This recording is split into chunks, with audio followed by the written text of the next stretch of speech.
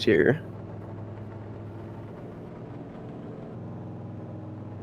Good evening, everybody, and welcome here as we get ready for the third race of the Elite Jared Dixon Designs Truck Series. Third race of 4, and tonight it's a double hitter. We kick things off here with the penultimate race at Auto Club. Seth Cole being joined by Tyler Riggs. And Tyler, obviously this is going to put together the drivers in the hunt for the championship. What's the storylines we're looking at coming into this one? Well, as far as points go, you got Vic Bloom leading it. He's 28 above that cut line. Sean Leisure is second right now, 20 above the cut line. So there's only 8 points separating them for your championship. Then it kind of dips down from there. Kevin Finn, he's 11 points above the cut line. That'd be 17 back of Vic Bloom right there. And that really is kind of your top 3 competing for the championship. Talked a little bit about off air, but the point gap is just kind of tough to make up from there when you get down to guys of Dylan Hickey, Colin Bowden, and Curtis Kenyon, who are all about 25 plus back of Vic Bloom. But from that 4th onward there to about 11th in the standings here, that's where these guys competing for that top 6 to get into Cup. Boy, it's close. You got Dylan Hickey, who's 6 points above the cut line, Colin Bowden +4, Curtis Kenyon tied right there at +4. And then you got Michael Seigelmilch. He's right there as well, only 4 out. Marcus Frickton, he's 7 out as well. And so a lot of guys down there, Chris James, Costello, Tyler Dixon, Caleb Thomas, all at max, about 15 back. So a lot to be had here tonight between these 2 races. If you're looking, for people that don't know, there was a tweet sent out that the top 6 in the point stands that weren't already Cup drivers would make it into Cup. So right now, the drivers that would be in those spots would be Vic Bloom, Sean Leisure, Kevin Finn, Dylan Hickey, Colin Bowden, and Curtis Kenyon. But if you go from Hickey, who, as you mentioned, I think you said he's only like about 6 points ahead of the cut line. If you go from him down to Caleb B. Thompson, who's down 19th overall in the point standings, it's only 15 points separating all those guys. So very, very close in terms of drivers trying to make it into Cup. As on the pole, Colin Bowden, who won last week at Atlanta, trying to double down here, go back-to-back as the green flag's in the air at Auto Club.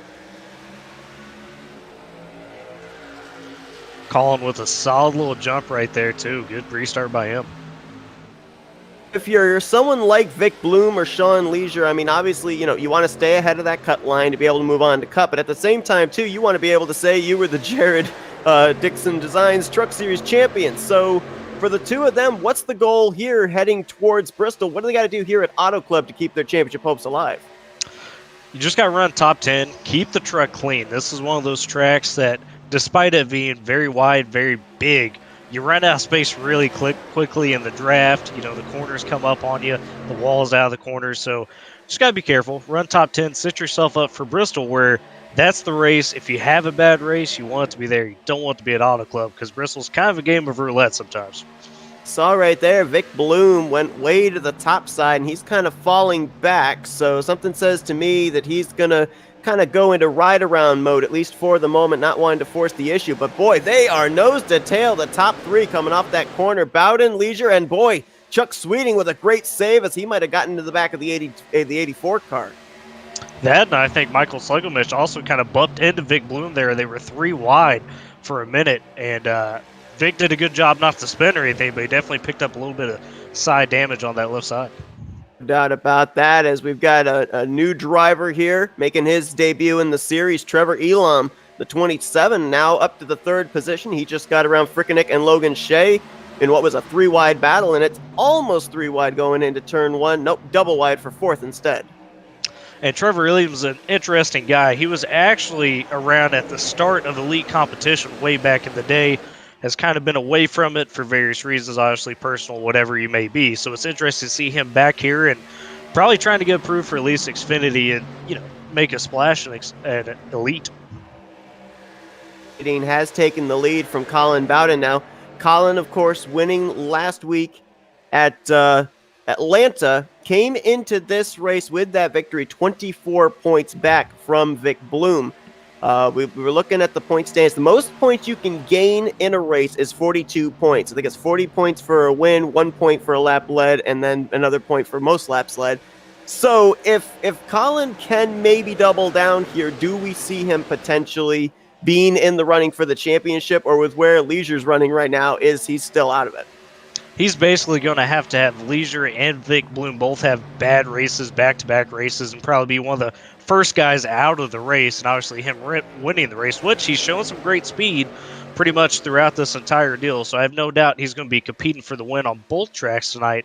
But without that luck of Leisure or Vic Bloom getting in trouble, it's going to be tough for him to really make a splash to be able to get into the championship hunt.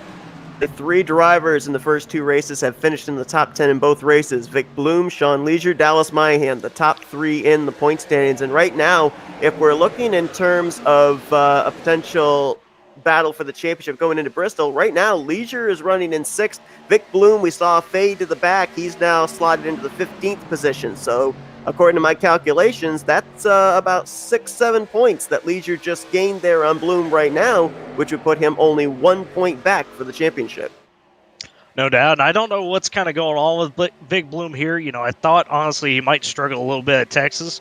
He took away that doubt out of my mind with his performance there.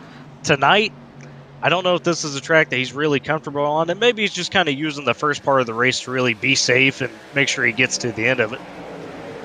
1.2 seconds back is this battle for second. Colin Bowden looks to his left, sees Marcus Frickenick there trying to take the spot, and Trevor Elam right there as well, trying to make it a 3-dog fight. But as this is going on, this really good battling for second place, Chuck Sweeting is checking out. And he loves this, Chuck does, because with the draft in these trucks at the high speeds you're going, it's actually almost going to hinder you in terms of lap time. Even though you got such a pull down the straightaway, those corners get really tight. And a guy like Chuck, who's just kind of cruising out front, could really use this time to extend his gap big time. Talked about a couple of guys above that cut line for the top 6 to move on to Cup next season.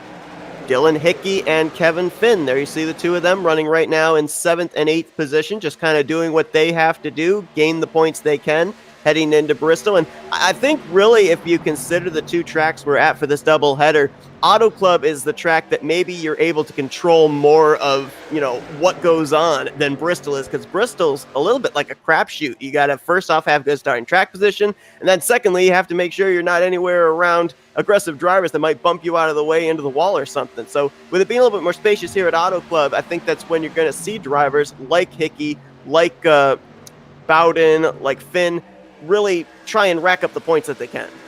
Oh, no doubt. Really Auto Club is going to come down to more of the mental aspect of things. Just running smooth lines, as you mentioned, keeping clean there. And not only that, though, if you get green flag stops, which there are a possibility of that in this race, fuel only runs about 40 laps at the max. You're going to have to be smooth in and off pit road. If we look as far as the battle for the top 6, one that's actually stepping out to me, Frickenick has now moved up to 2nd position. The guy he's trying to chase down that is the last one in the top 6 coming into this race, Curtis Kenyon, he's mired all the way back in 21st. So what's got to be going on with the 29 truck? Well, he didn't qualify, so I don't know if that was planned for him. Oh, we got a spin. We got 2 cars on the wall. One was Goodman. The other one, I believe, was that Schlegelmilch? Maybe? No, it wasn't Schlegelmilch. Might have been Derek Self in the 81. Yes, it was. There you go. Let's see what happened here. Right in front of Vic Bloom as well. I saw Vic Bloom make an aggressive move to try and avoid. I don't know if he got a piece of it or not. Right around him, actually. Right in front of him, like you're talking about. You see, there's Derek Self, the 91, or the 81, I'm sorry. And, he got a little help. Vic Bloom got into him.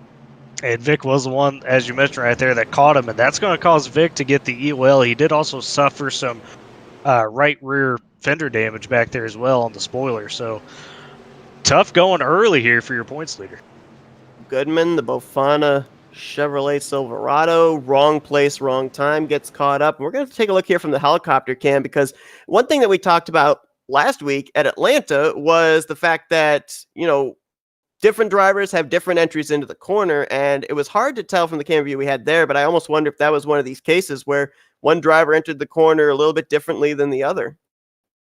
Yeah, and Vic was right on his bumper. I don't think Vic meant to kind of get into him right there, but as you're talking about, Vic had such a run, he had to make sure he took that corner in a way to where maybe he could kind of slide underneath and use that momentum to get past. But it's one of those deals where you come up on it so quick, sometimes you just lose track of where you're at, and that causes that contact. Especially making a move that late into the corner, it might have taken Derek Self by surprise, and he may have tried to move down to maybe throw a little bit of a block, because it kind of looked like he came down just a little bit. But obviously, this is going to, as you mentioned, with Vic Bloom probably taking the EOL here, this is going to drop him back quite a bit, and he had already fallen back outside of the top 10. So with this little bit of damage he's now sustained and everything, be interesting to see if maybe Sean Leisure realizes the situation and may be able to be the points leader when we get to the Bristol finale. Well, and seeing that Vic got that EOL right there, Sean's going to see that and say, all right, hey, maybe I could drive a little bit more calmly. I don't have to push to really get yourself into the top 5, top 3 in this race. Pretty much, as long as he's riding inside that top 10, that might be the prime spot to be. With Vic Bloom's damage, I'm not sure how much he's going to be able to really make up in the back of that pack.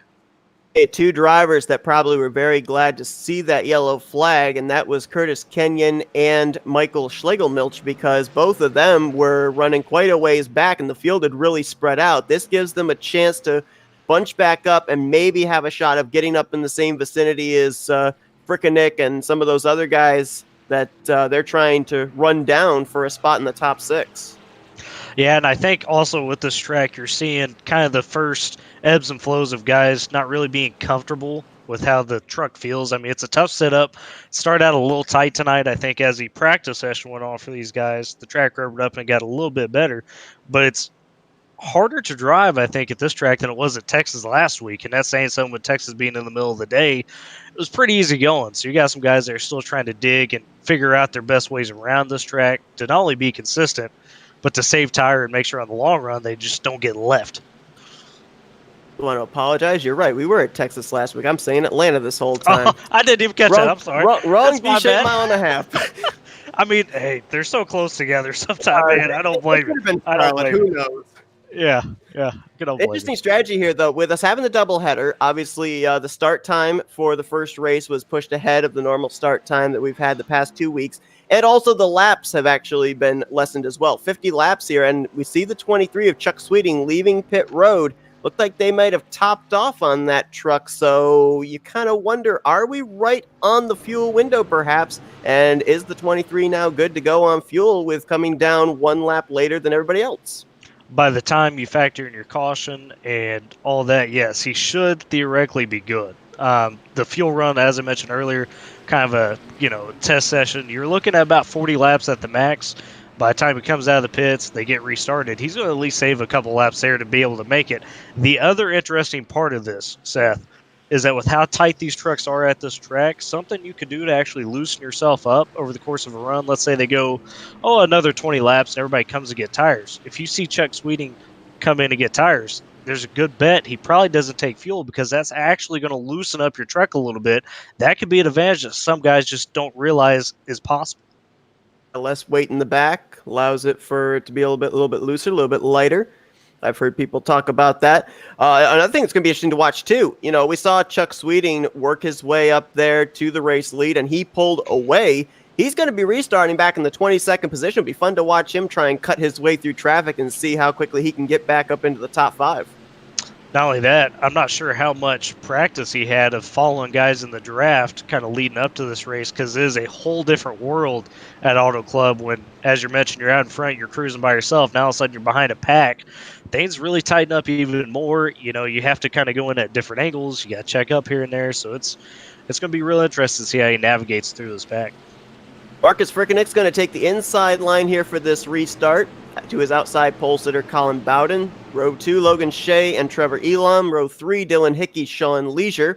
The rest of your top 10, Caleb B. Thompson, Kevin Finn, Dallas Myhand, and Joshua Personette. So, with the 23 coming to pit road, topping off and everything, would these guys up here at the front be concerned about fuel, or do you think they feel they're good to go as well? Oh, they're going to have to pit. There's no way you can stretch it if you haven't pitted yet. I mean, this is about that mark. I think Chuck Sweeting kind of is playing the right strategy here as long as everything works out, because regardless of if you go green or if you get a couple more cautions, there's multiple ways you could go with it and really gain that track position back pretty quick. Ready to go, green flag racing yet again. It will be on lap 14 of 50, giving us a total of 37 laps remaining in this race. You see them all nose to tail here, trying to get ready for the restart. Green flag in the air, and now we'll have to see. This is the first time that Frickenick's going to have clean air. Will he be able to gap himself? Yeah, he's going to have to be careful down into one here. Sometimes you can have a little bit of a loose condition when you got old tires like that. Even though the setup's super tight. We'll see how he handles it off 1 and 2 and 3 and 4 especially. Good job there by Colin Bowden to just barely fit just behind the 84 and just in front of the 03 of Logan Shea, holding on to second position. As the battle looks right now, it's going to be for around 5th position. That's where you find Sean Leisure. He looks to his inside, and that's Dylan Hickey in the 13, that In-N-Out Burger. I believe that is a Toyota Tundra, yes. Yes, sir. And also Caleb B. Thompson right there, too. He's one of those guys that over the past couple weeks winds up with good fishy spots. We don't even really get a chance to talk about him through most of the broadcast. He's just kind of a quiet assassin, if you will, moving through the pack. Absolutely. And it looks like we got a couple of guys trying to use that second line. I haven't really seen anybody go up to the third groove except for Vic Bloom, but at that time it looked like he was falling back. Really, it seems like everyone's bottom feeding. They're only really using the inside and maybe second groove here. Right, and that second groove, you really have to be good at understanding how aggressive you can be down to the corner, because that's how you get your advantage. You kind of get a better launch into the corner on guys. The flip side of that with the guys underneath you is that they're going to get a better run middle to off, but when you're on the outside, sometimes you can kind of negate that run depending on how close you are to them with the side draft. Sweeting, since we went back green, he's picked up 4 positions from 22nd now up to 18th, following in the tire tracks of Vincent Isabella on the top side, but right at the moment doesn't look like he's making up a whole lot of ground, which is kind of surprising based on how quickly he was able to pull away from everybody else when he went to the race lead. So we definitely see the difference between draft and dirty air as opposed to the clean air he had earlier. Not only that, it's early in the race. He doesn't want to make a silly move that's going to cost him, some big damage or something of that nature. And it causes you to be really patient and just have to really pick your spots coming through the field. Bloom, you can see right there, he is currently in the 23rd position. And a couple of guys back here I'd be worried about. Michael Schlegelmilch came in just behind the cut line, running just ahead in 19th. And Curtis Kenyon, you see him right there, the number 29, that yellow, white, and black Chevrolet. He's currently running back in 21st. So I'd be a little bit worried if I'm both of these guys, because this is a perfect opportunity for guys like Frickenick to maybe be able to capitalize and jump into the top 6. And you could tell that's Marcus's game plan tonight. Be aggressive, get out in front, lead the race as much as possible. He knows his gap and knows what he's got to make up. And so far, we worried about him being out in front since he really hadn't had that experience yet. He's doing a pretty good job of handling things. Definitely is. If you look at his last 2 races this season, he was running around, I think it was the 5th or 6th position at the season opener at Daytona, got spun on the back straightaway, no caution was thrown, so he lost a lot of positions that way. And then last week, he ended up finishing just outside the top 10 in the 11th position. So, he has definitely been good this season. He just hasn't caught the breaks he needs. Right, and a guy like that, sometimes it affects your confidence, but knowing Marcus a little bit, he's going to come into every race, know, hey, it's a new race, a new chance to really make a splash. On Leisure right now, just doing what he's got to do. He hasn't really been ultra aggressive here since we started this race, but he's kept it up there in the top 10, right now in the 6th position. And a guy that's actually starting to work his way up here that we might have to take notice of is Joshua Personette in that 18 truck, because he has now cracked the top 10. He's up to 9th, and he's making some pretty good strides on that inside line. Yeah, and he was talking with them before the race. He was really focused on his long run speed and kind of not worried about, hot lapping, really just making sure he was comfortable tonight coming into this track. This is not one of his tracks that he particularly feels he's going to be as best at. So far, great run by him. Couple of guys I was actually just looking to see if they were in this race, and I do not see either of them. So it may be a little bit more cut and dry as far as the battle for the top six, because neither Chris James nor Joseph Costello are in this race. The only other two guys that I can see that maybe we'd be talking about at Bristol possibly would be Tyler Dixon and Caleb B. Thompson, who we talked about earlier. Right now, Dixon is running 12th. Thompson currently in the 4th position. So it kind of looks like right now the guys that are on the outside looking in that have a shot are Frickenek, Thompson, and Dixon. Yeah, and I'm really surprised Chris James isn't here, but sometimes things comes up, and maybe he's not too worried about the Cup. You know, some guys just want to run the Xfinity with the varied packages. Some guys like Xfinity more than the Cup side. So, but Caleb B. Thompson, I mean, he's running really strong right now, sitting in 4th, right in front of Trevor Elam, and just cruising and really looking to catch up to Logan Shea. And he's another guy, knowing tonight he's got to take advantage of both races. Obviously, the draft comes into play, but that last time by, Dylan Hickey was a 10th quicker than Marcus Frickenek, starting to close in. We may have a battle for the lead here if the 13 continues this pace, and obviously Hickey comes into this race in the 6th position overall in standings. He is the, I believe, 4th highest of the drivers as far as trying to get into the top 6. So a very good run for him right now, and definitely looking like he is showing that he wants to be a contender in Cup next season. No doubt. And we talk about in terms of championship coming in tonight for these trucks, there was a couple guys that, yeah, they were a lot of points out, but all you need is some bad luck of those top two of Vic Bloom and Sean Leisure. And we've already got Vic Bloom in trouble with his run tonight so far.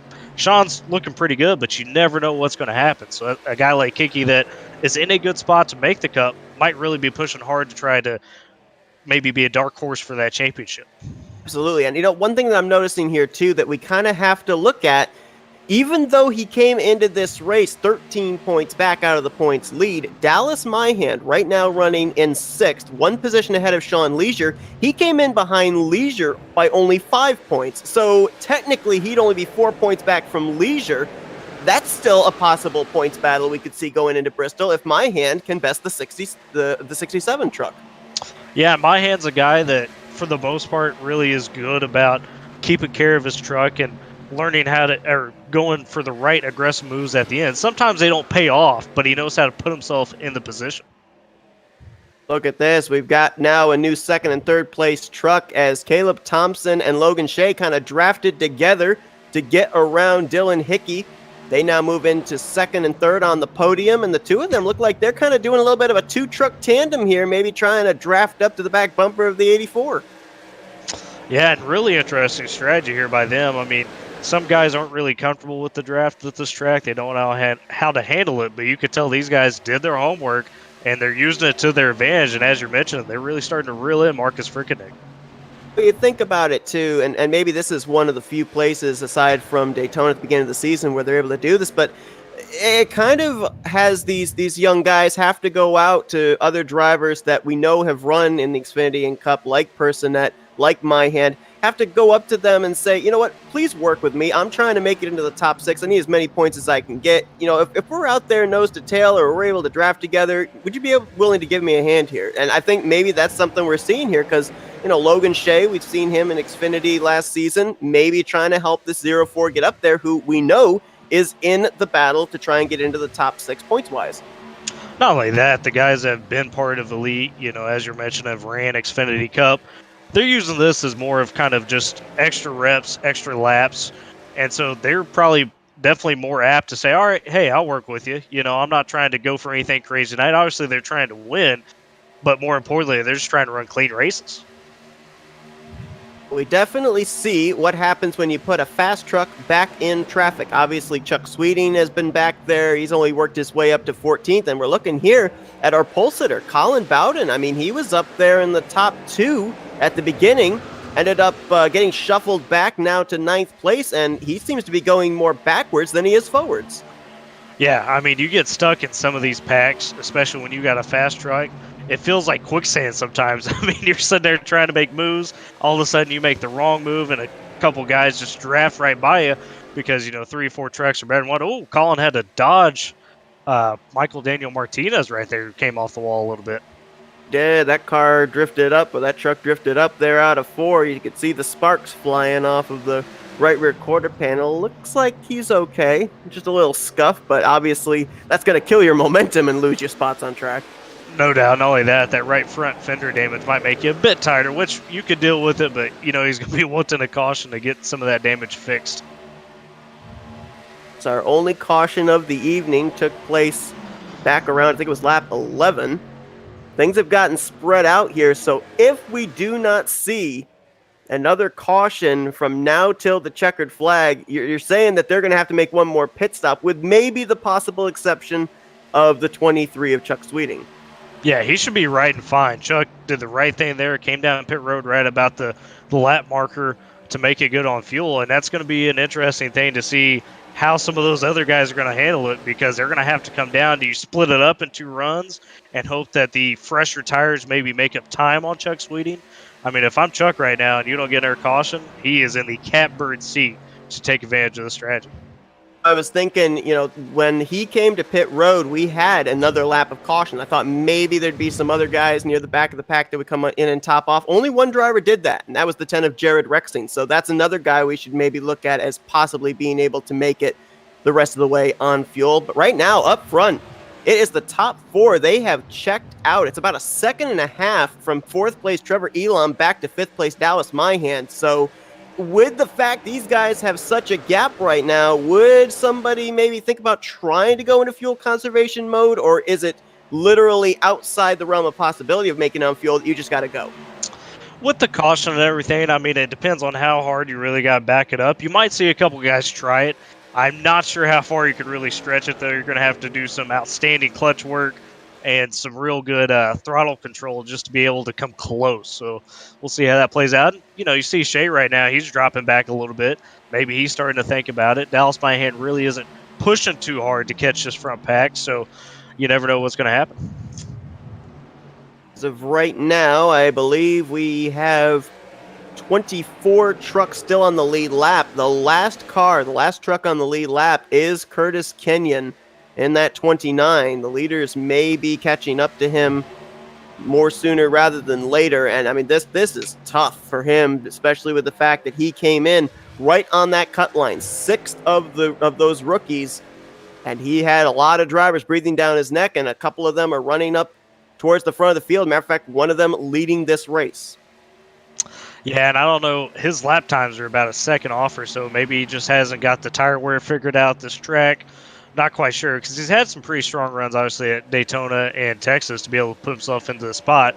But this is the beauty of this little 4-race schedule right here. It's very different tracks, very different skill sets, and you got to be on your toes for each and every race. I love, too, is the way that the schedule was put together. It, as you said, with the exception of a road course, it puts every single type of aspect of track in front of these drivers. And a lot of drivers, they kind of say, I specialize at the short tracks. I specialize in the super speedways. So it gives everybody a chance here to be able to showcase what they can do at whichever type of track they feel their strengths are. Yeah, not only that, for guys that maybe don't make the cup cut, but they're just trying to get that Xfinity approval, also test, hey, how good can this guy race around other people in different environments, from the short tracks to the super speedways to the big tracks like Auto Club, and it's a good test for that as well. And for the most part, most of these guys have passed with flying colors. I mean, we talked about last week, the first 2 weeks of racing have been pretty clean, and that's not something you see very often from a group that's racing together for its first few times. Absolutely. I mean, you think like a rookie series, you think it's going to be a lot of learning curves for these drivers to have to tackle, but no, it's been like we've been watching professionals out there that have been racing with each other for years. Yeah, dare I say, almost better than some of the elite races sometimes.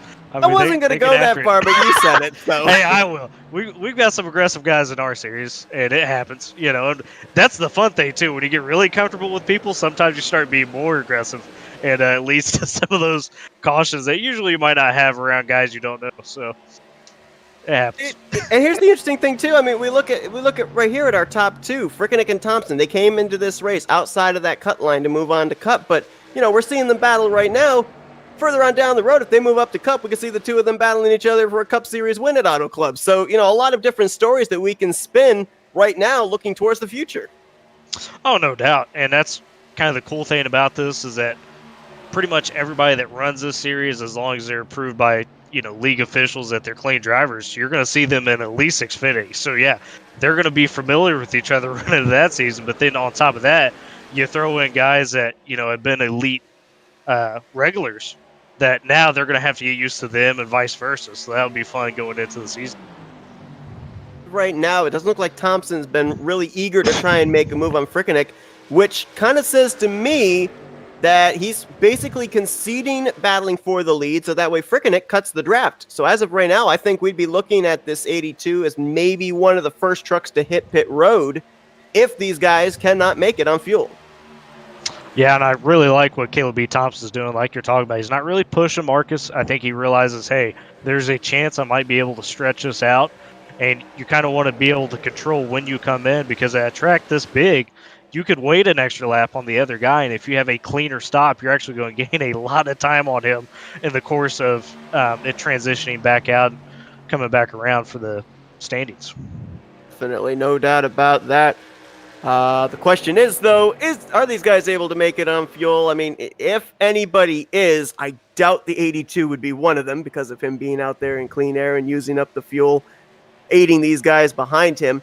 Top three have now broken away. One driver that was a part of this group was Logan Shea, but he has recently lost these guys, and he's about to maybe get reeled in by a group of maybe three drivers there. Yeah, actually, it's only two drivers there, Colin Bowden and Sean Leisure. So Shea could be in trouble of getting freight trained and dropped outside of the top five. Well, and I think Shea's doing what we were talking about earlier, where he kind of realizes, hey, fuel's going to be close. I'm going to try to save as much as I can.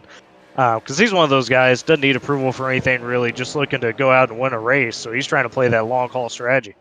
And we have a driver on pit road. I believe that was Dixon in the 79. No, it wasn't. It might have been Derek the 29, Self. actually. Oh, wait. Yep. Oh, you're right. Yep. The 81 of Derek Self, who is multiple laps down already. He was already a lap down to the leaders, of course, getting caught up in our first and only caution up to this point. So probably just getting out of the way of the race leaders, I would assume. Yeah, and I'm not sure where he is on fuel. Plus, as you mentioned with the damage, he was kind of off pace anyways. But if he is, meaning to kind of run this out, he's good to go from here, obviously. So he might be able to gain a couple spots if guys start running out of fuel and don't realize they're going to run out of fuel. We talked about that Jared Rexing was the driver that was latest on pit road on the last pacing lap of the last caution. Chuck Sweeting pitted the lap before topping off, and he has made strides. He is now up inside of the top 10 in the 9th position, right now running in the draft of Kevin Finn. So maybe he wasn't pushing it that hard early on, maybe just save a little bit more, but now I think he definitely feels he might be good to go on fuel, and he is working his way through the field now. And not only that, but he was mired back in some of those packs. Obviously, we saw a couple guys get loose, hit the wall, whatever. He missed all that, was able to break away from it, and now he could just work one-on-one, position by position, as you kind of finish out this race. We look at the drivers trying to make their way into the top 6 to make it to Cup. I mean, right now, some drivers that are looking really good heading into Bristol. Sean Leisure running currently in 6th. Kevin Finn running in 8th. Schlegel Milch actually looks pretty good there in the 11th position. Dalen Hickey's actually dropped all the way back to 13th. At first, I was kind of looking at him as a driver that can maybe head into Bristol worry-free, but now dropping out of the top 10 might be a little bit of a question mark there for him. So some drivers are definitely going to maybe be able to breathe a little bit of a sigh of relief points-wise going into Bristol, but there are going to be a lot of others that are going to be right on the cutting edge. Yeah, and I will say Vic Bloom back here, a points leader coming into this race, he's done a good job to make up a couple positions. He's kind of in that mode where, hey, I'm going to take whatever I can get right now. And if he works himself, into anywhere from 10 to 15th, that's not a bad night considering how it started going into Bristol. He's not going to be too far behind Sean Leisure. I mean, with where they're running right now, Leisure in 6th and Bloom in 19th, that'd be 13 points Leisure would make up. That'd only be a 5-point deficit that Vic Bloom would be behind Sean Leisure. That is manageable going into a short track. So, I think as long as he can keep the 67 within, striking distance, that he wouldn't be double digits behind going into Bristol, then he still has a shot at winning the championship. Oh, no doubt. We talked about it a little bit already, but Bristol, man, I mean, you get 2 or 3 guys all of a sudden crash and there's nowhere to go. You never know what's going to happen.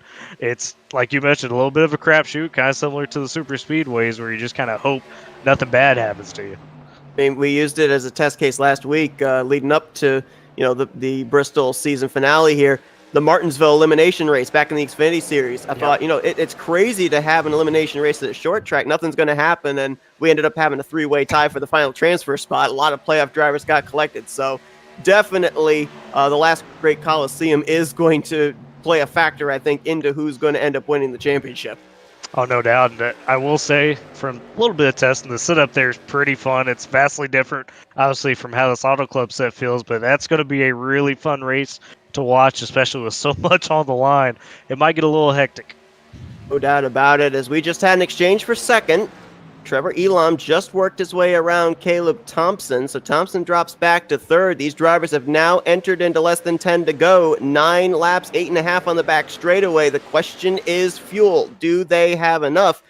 With the 27 making a pass there on the 0-4, I don't know. That kind of maybe says to me, maybe they are good to make it on fuel. Yeah, and I think it's going to be really tight. That's why you got this top 10's really spread out. I mean, you're looking at Marcus Frickeneck obviously in the lead, and then all the way back to 10th, Michael Schlegelmilch. He is almost 9 seconds back, and I think some of these guys are just kind of rolling around, still watching their fuel and trying to save as much as possible. Talked about Logan Shea dropping back from this lead group. Well, he may end up getting replaced by Colin Bowden. He has been laying down some exemplary lap times the last couple of times around, and he has now closed the gap up between himself and the race leader to less than a second and a half. He is coming towards the front. Question is, how much fuel did he use up in making this charge? Well, he did kind of hang back there a bit. That's something we saw him do at Texas. They did really a great job of kind of managing his tires. I'm sure fuel's a big part of that. And he was maybe using that draft with some of the guys he was behind to really sit there and conserve. And now he might be good, and so he's turning on the jets and trying to make up as much as he can here. He led the most laps last week at Texas, 26 in total. And I think he's only led a couple of laps here tonight at Auto Club. But right now, looks like he definitely has the fastest truck on the track, as he is about to maybe reel in Caleb Thompson for the third position. Battle for the lead is on. Trevor Elam ducks to the inside of Frickeneck. How much of a fight is the 82 going to put up? Boy, this is tough right here because Elam's definitely, you could tell, maybe saved a little bit of that tire. And Marcus, because of his point situation, he may be fine to be able to run top 3 at the end of this race, given how some of the other guys have turned out tonight. Absolutely. I mean, if you think about his situation, Frickeneck came into this race 3 points behind Schlegelmilch. He came in 7 points behind Curtis Kenyon. Kenyon was the cutoff line driver. He's right now running back in 23rd. And Schlegelmilch right now is running back in 10th. So as of right now, as things stand, Frickeneck would be in the top 6 according to the live points, even if he was running here in the second position. No doubt. And something else to monitor, too. Vic Bloom has worked his way up to 16th all of a sudden, so he's gained 3 spots. Not sure how he kind of got around some of those guys, but they're all falling off back there a little bit. So maybe sorry, back there below Tyler Dixon, it looked like that was Kendall Noah player, and I couldn't tell who else made some contact. They saved it. That could have been a hairy situation had you had a caution right there.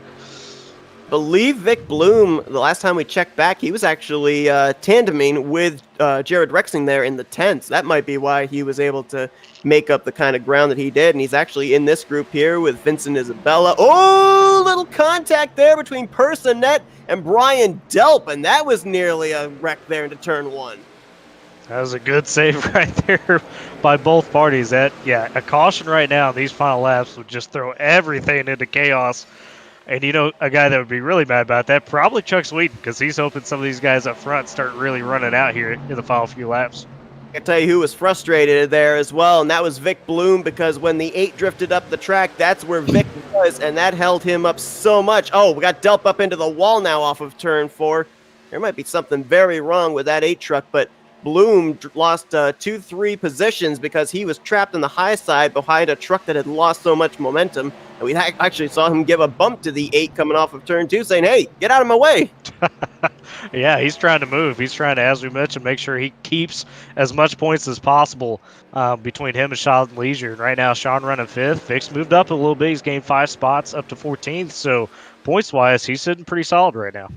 He is, as we're watching here, potentially, if fuel is not an issue, the battle for the race win here. We also want to remind everybody as well, we do have the Bristol race coming up here on this same broadcast. We'll step aside for after this race is over and then come back for the Bristol broadcast, so don't go anywhere. But obviously right now we're watching this heated battle for the race lead, and the question is, does Frickenek have anything for the 27? Because he really didn't put up that much of a fight when Elam made the move. Was that just saying, all right, I'd rather be the hunter than the hunted, or does he really not have anything to be able to get by that 27 here with 3 laps to go?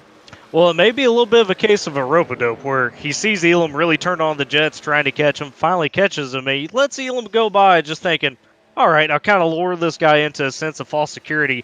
Maybe he burns up his stuff, and then all of a sudden in the last lap or two here, Marcus makes that final move. This could also be a little bit of big picture racing. We've talked about the luck that Frickenek has had in the first 2 races of the season. Maybe he's saying, you know what, I'll be glad to leave Auto Club with a second place finish as long as nothing random happens to me. No doubt. We're getting pretty close here to the final lap, and Marcus, talked about it. He's just kind of trailing Trevor, and he's taking a little bit higher of an entry into these corners, I'm noticing. I think what he's doing. He's trying to get set up to where, if he chooses to, could maybe make a run out of the corner and really make that final move to get inside of Elam, and you're starting to see it a little bit here with that draft. He's just kind of measuring right now. Well, he's going to have to make that move pretty soon because a white flag is out, 1 lap to go, and I think if he is going to make the move, you're right, it's going to have to be on a straightaway because Elam's keeping his truck glued right down to that white line in the corners. Frickenek drifts up a little higher there, tries to get the run off of turn 2. Nope, have to try over 3 and 4. Let's see if Marcus tries to stay high or really tries to bog it down here. Oh. He's looking, not enough momentum. Maybe he can get back to the throttle sooner through the center. Oh, he's going to have a run. Will he take a look? He's going to. Left rear quarter panel, door, photo finish perhaps here. It's going to be Trevor Elam on the top side by maybe half a truck length. And what a move there by Marcus Frickenek. Did all he could, even gave Elam a little bump right there, and Trevor held on to it. What a finish. And I believe we had an incident there coming to the checkers. I think we had a wreck because Vic Bloom looked like he was on the apron with more damage in the turn 1 vicinity. Yeah, I'm watching back, and he finished 23rd, and he's all the way up to 14th or so, so something had to have happened right there. Going on lap 49, he was running the 13th spot in a pack with Rexy, Kendall Noah Player, I think Dylan Hickey as well. Kendall Noah Player also finished back there, so I almost wonder if maybe those two might have made contact. We're going to quickly just stay here for the burnouts for Trevor Elam. I mean, how about that? First start of the season here in the Jared Dixon Designs Truck Series, and he picks up a W. Oh, okay. Seeing what happened with Vic Bloom, him and Kendall Noah Player coming to the white flag out of 4, made some contact. Vic drifted up a little bit, and that sent them both into the wall and Vic into the grass. And I'm almost wondering, I think that the 99 might have been out of fuel because I think he got a little help back to pit lane. And, yep, see it right there, drifts up the track. And they almost had it saved. It was that second bit of contact there where Player got him in the right rear corner panel and hooked him up towards the wall that really spelled disaster for the 99. No doubt. Points-wise, though, Sean Leisure finishing 4th. He just gained so much on Vic. That's a 20-point swing right there. We'll have to see how that calculates out, but that was probably the worst-case scenario for Vic Bloom. Definitely. I mean, we talked about coming into the start of this race, it was looking like it was going to be Bloom versus Leisure, and now it looks like it could very well be Leisure versus Myhand, perhaps, for the championship, dependent on just how far back Vic Bloom is going to be heading into Bristol. We'll take a look here at the results from this race. Trevor Elam, first start, first win here of the season, and Marcus Frickenek, I mean, obviously didn't win this race, gave it a heck of a shot, but I don't think he'll be disappointed with second because, as we said, big picture racing, he's got to get himself into that top six, and I think this second place will definitely put him up there heading into Bristol. Oh, no doubt about that. And then he made, all he could of a move right there on Elam without wrecking him. Very respectful move by him. And like you're talking about, he probably realized, hey, big picture, I gave it a shot. Second's nothing to hang your hat about. On Bowden, after his win last week at Texas, third place run, Sean Leisure obviously came into this race second in the points. So what do you think? Going into Bristol, Bowden and Leisure already locked into Cup? It's going to be pretty close. Leisure especially, I think, has pretty much wrapped it up at this point. I can't foresee really any scenario of him falling out. Looking at the number of the drivers we have tonight, he pretty much should be able to celebrate that. Everybody else, it's going to be close. I mean, it's, Bristol, you never know what can happen if you're the first guy out, kind of like Vic was tonight at Auto Club. Now you may find yourself on the outside looking in pretty quick. Logan Shea completing the top five. Caleb Thompson came into this race 13 points behind the cut line. He finishes in sixth. Chuck Sweeting worked his way up there to seventh, so a strong run for him, but obviously I think he was hoping everybody else was not going to be able to make it on fuel.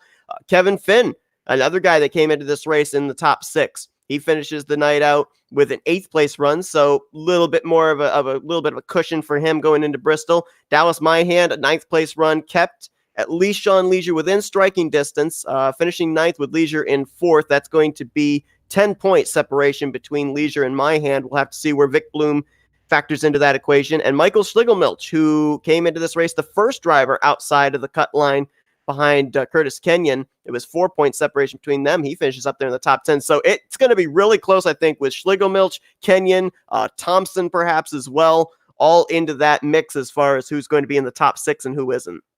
Yeah, and then of course Marcus Frickenek as well. I mean, it was tight coming in, but like we're talking about, it got even tighter now with how things swayed out. But Michael Schlegelmilch, that was a good run for him. You talk about first guy on the outside looking in. Because of Curtis Kenyon's struggles, he really gained a lot of ground going into Bristol, and now he's kind of got his own destiny in his hands.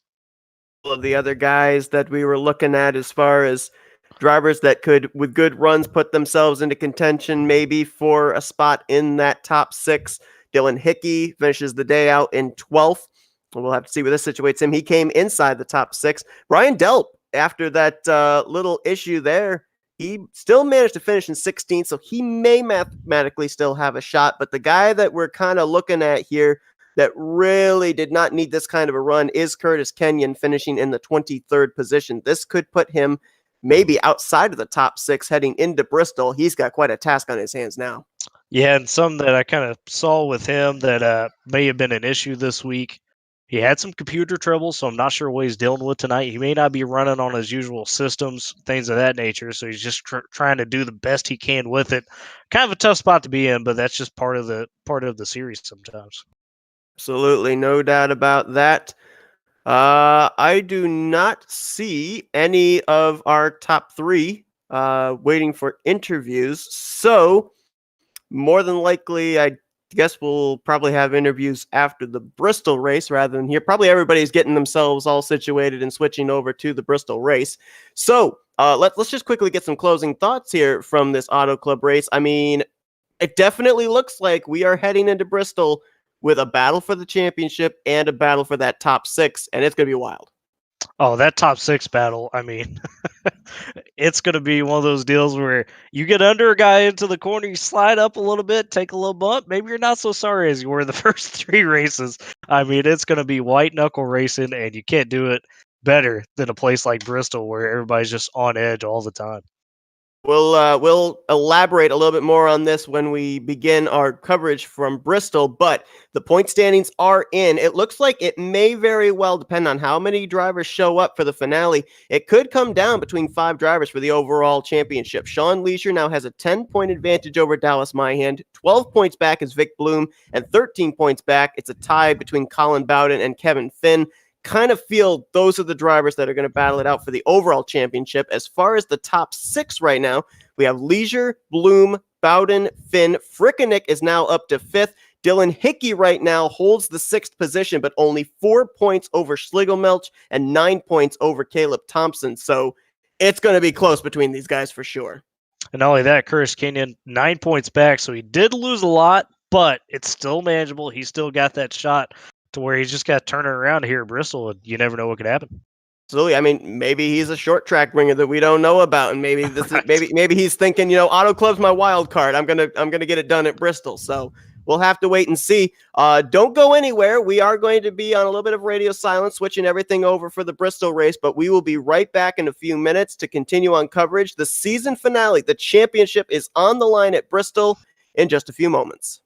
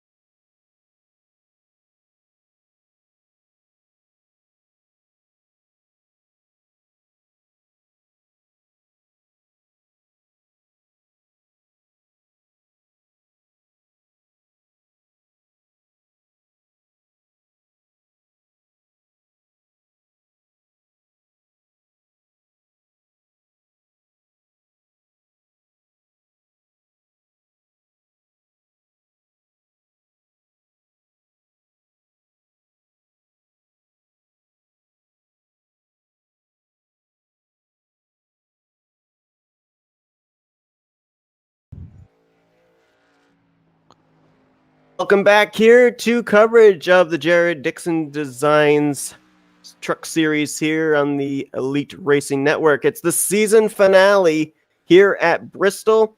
The trucks have gotten out there for 10 minutes of practice. They are currently qualifying, and we basically have spent this little bit of a break putting together what the point scenario looked like, not only for the overall championship for the drivers, also trying to make it into the top 6 in points. Seth Cole, Tyler Riggs joining yet again, and I think maybe we got a little bit more of a battle for that top 6 than we do for the championship, Tyler. Yeah, with Sean Leisure's run right there at Auto Club that we just saw, compound that with Vic Bloom's struggles, that's put Sean in a spot where really all he's got to do is finish in the top 10 and maybe even the top 15 as long as one of the other guys doesn't, the other guys of Vic, Colin Bowden, or Kevin Finn run up in that top 2. So he's just got to run a smooth race. He's got the championship locked up. But as you're talking about, we have still a very heated battle for those couple spots in that top 6. As of right now, Sean Leisure is definitely going to be moving on to Cup. He's 22 points ahead of the new cut line. Vic Bloom, little bit of breathing space, but maybe can't really rest on that. He's 10 points ahead of the cut line right now. Colin Bowden, Kevin Finn, they're 9 points ahead of the cut line. And then this is where we get to where really the big battle I think is going to be going on. Marcus Frickenick, after that runner-up finish just moments ago at Auto Club, 3 points ahead of the cut line now. He's up in the top 6. Dylan Hickey now drops onto the cut line area as the driver in 6th. And the drivers that are going to be trying to hunt him down, Michael Schlegelmelch, 4 points back, Caleb Thompson, 9 points back, and maybe the long shot. Stranger things have happened, so he is mathematically eligible with the number of drivers that have shown up for the finale. Curtis Kenyon, after the struggles of Auto Club, 13 points back, but he still mathematically does have a shot.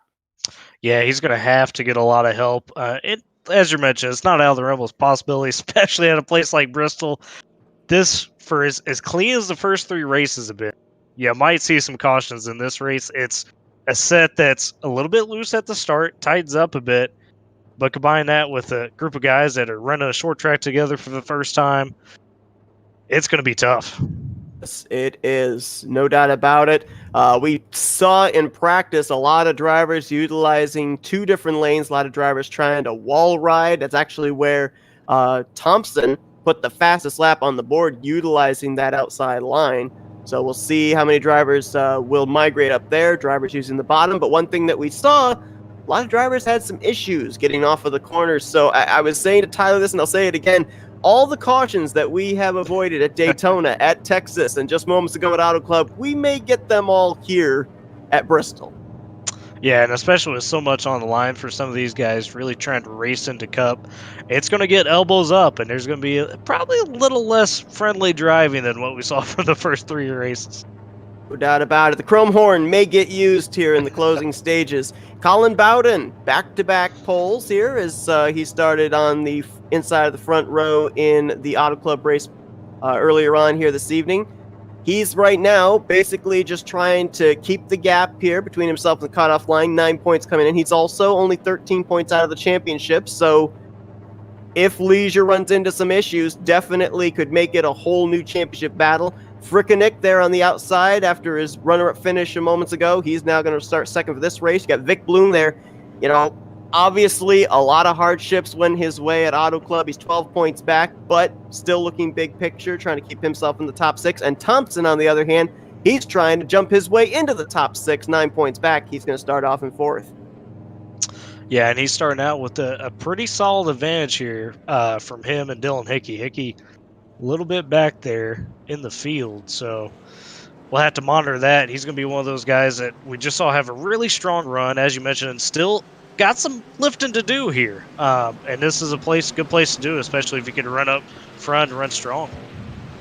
Leisure, who right now leads the overall point standings, going to roll off from the 5th position. So if you're Leisure, obviously you're not out of the woods yet as far as win the championship. Pretty much locked into Cup, though, as far as making in the top 6. So do you go 100% here and try and pick up a W before the season's end? I think he will. I mean, we've talked to him a little bit. His mentality is just to go ahead and, try to win every race. He's proven to be pretty clean, so I think he can be aggressive while managing his truck and, just keeping things clean. We're going to get 2 pace laps here. We're not going green yet this time around. As far as the points battle goes for the cutoff spot, we basically have whittled it down to really 3 drivers that we think are going to be in the hunt. The other ones, if situation work out, then they will probably enter into it. But really right now, we're kind of looking at Frickeneck, Hickey, and Schlegelmilch as maybe the 3 to watch here as far as who could move in and who may fall out. And to that point, Dylan Hickey, who's the driver on the cutoff spot, did not put down a qualifying time, so he started this race at 22nd, whereas Michael Schlegelmilch 10th, and then you got Caleb B. Thompson up front. Green flag in the air, 100 laps here tonight at the last Great Coliseum, the concrete half mile, and Bowden's going to clear for the top spot. Battle is now for second. Vic Bloom really trying to roll right there in the corner, but it's going to be tough to make up ground here in the early going. Right there, the run that Frickeneck was able to get on that top side, that straightaway speed, thought about crossing over Bowden, couldn't do it. And Vic Bloom looks like that car, well, I don't know, that truck looks a little unsteady right now, looks tight in the entry of the corner and a little loose off. Well, and that's his entry. He's going in a bit lower, so you got to approach it a bit different. Now you see him move up to that top side. We got trouble. That Schlegelmilch and Brent Jones have gone around, no caution yet. Oh, and that's a tough break for Schlegelmilch. He's going to be hoping for a caution quick. If not, he's going to probably fall a lap down here. Car is currently still on the lead lap. Actually, check that. Brent Jones just now got put a lap down as he's down on the apron trying to stay out of the way. Schlegelmilch came into this race 4 points behind the cut line of 6th in the standings. And to your point, needs a quick yellow flag. That was, I think, around the 16th position. Fortunately, both trucks spun down to the inside. That's why the officials did not throw the yellow and we're still green.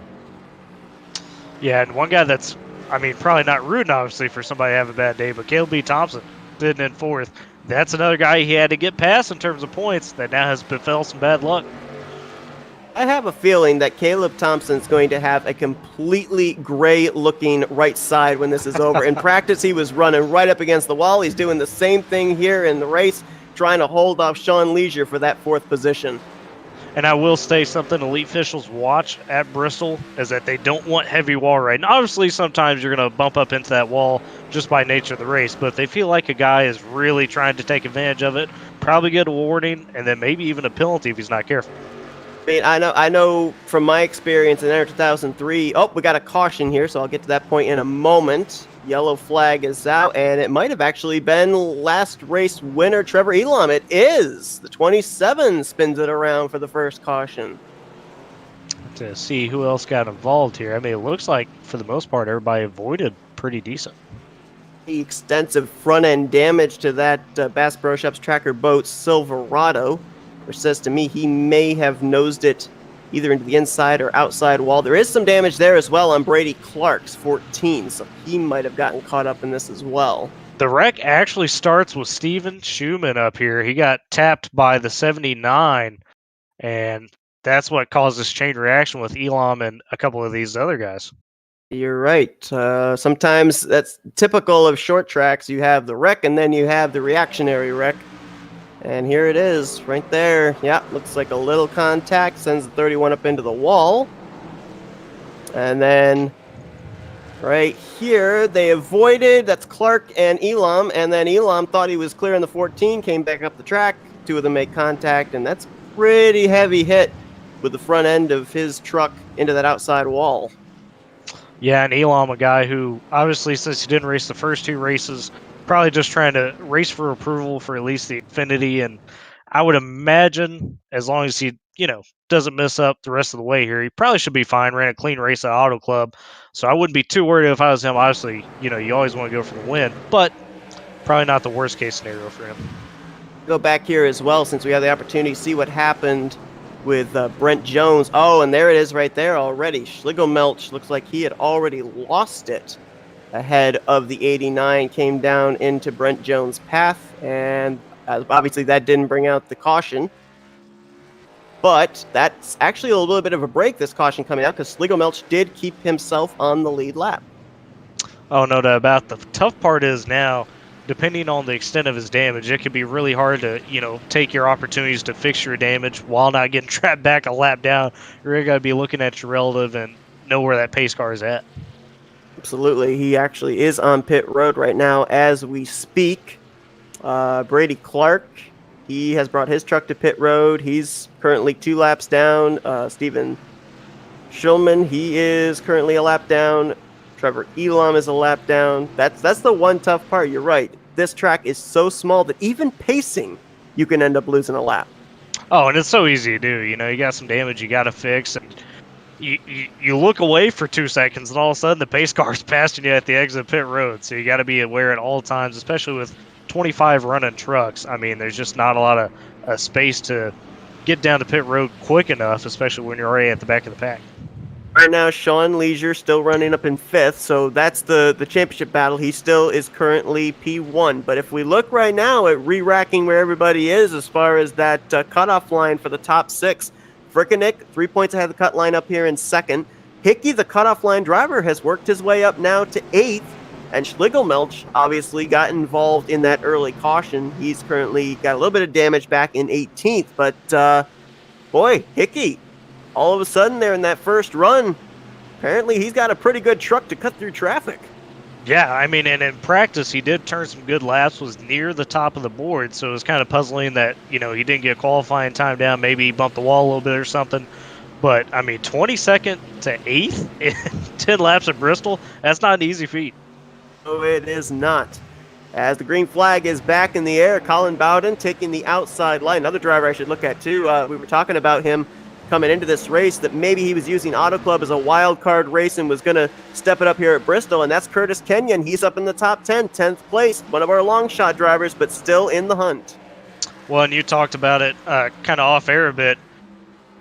It's just one of those tracks where Auto Club, he probably wasn't comfortable. You could tell that by how he ran, but maybe he's a little bit of a track fiend. Starting to see that here.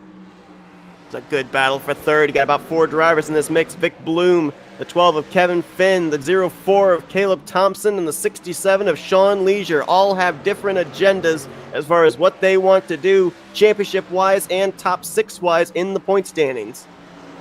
No doubt. Caleb B. Thompson's going to have to be careful with that right front. He smacked the wall a few times, and with the way this tire wear is, it's a lot more punitive in terms of, you know, how hard it becomes once you get some right fender damage and get really tight. I thought we were going to be 3 wide for a moment because Leisure got a big run and almost got to the left rear of Thompson. He had Kevin Finn to his inside at the same time, but fortunately we avoided that, and we've got our second caution. Trying to search through where it is here. Oh, got back. Looks like Logan Shea back here and somebody else got caught up. Trying to identify. Kendall Noah player, perhaps, in the 94. And caution of the evening, and it takes place within the first 20 laps. So there you go. I guess I was right. All the cautions we didn't get before, we're getting them now. But that's typical Bristol. No doubt. I mean, it's just you run out of space so quick here sometimes. You don't even really make a big mistake, and all of a sudden you're around or you're bouncing off somebody else or the wall. That was not Kendall Noah player. That was actually David Westergreen in the 22 that was involved in this one. Yep, him and Logan Shea. I think Logan obviously spun first into that. David Westergreen tried to avoid it, but there's just really nowhere to go. Oh, excuse me. Westergreen. Yep. Little contact maybe there as well for the 10 of Jared Rexing. Oh, and I thought Kendall Noah player was involved, but he actually slowed up. He was behind the wreck and slowed up in time. I want to go back and look at it because it looked really odd to me. I don't know, was that netcode perhaps? Because it really didn't look like there was like banging doors between the 22 and the 03. Well, and I think the netcode has credence because you see the way that Logan Shea's truck jumps when he's beside David Westergreen there. That's kind of a tip sometimes to where, yeah, maybe some netcode happened. And it's unfortunate when you get in tight quarters like this, but it is part of the sim sometimes. Well, actually, we just looked from a different camera angle, and it does look like the 22 may have come down into the door of the 03. So I tried to blame it on netcode, but maybe I blamed it on the wrong thing. I mean, you know, it is what it is. In doubt, blame netcode, I guess. Yes, sir, always. So as we currently run under pacing yet again, a point that I brought up, or was going to bring up 2 cautions ago, but I want to bring it up now. In Enter 2003 at Bristol, you get up into that wall and it kind of like sucks you in. You can't get off of it. What's the difference between that and the wall at Bristol here in iRacing? Because you mentioned about drivers maybe using wall riding to their advantage. Well, the trick is, all right, if you watch the the top guys, I guess you would say, in iRating when they come to a track in public lobby. There is certain spots you could kind of bounce yourself off the wall, and you're going to be fine. It's obviously going to damage you a little bit, but it will shoot you up some good momentum.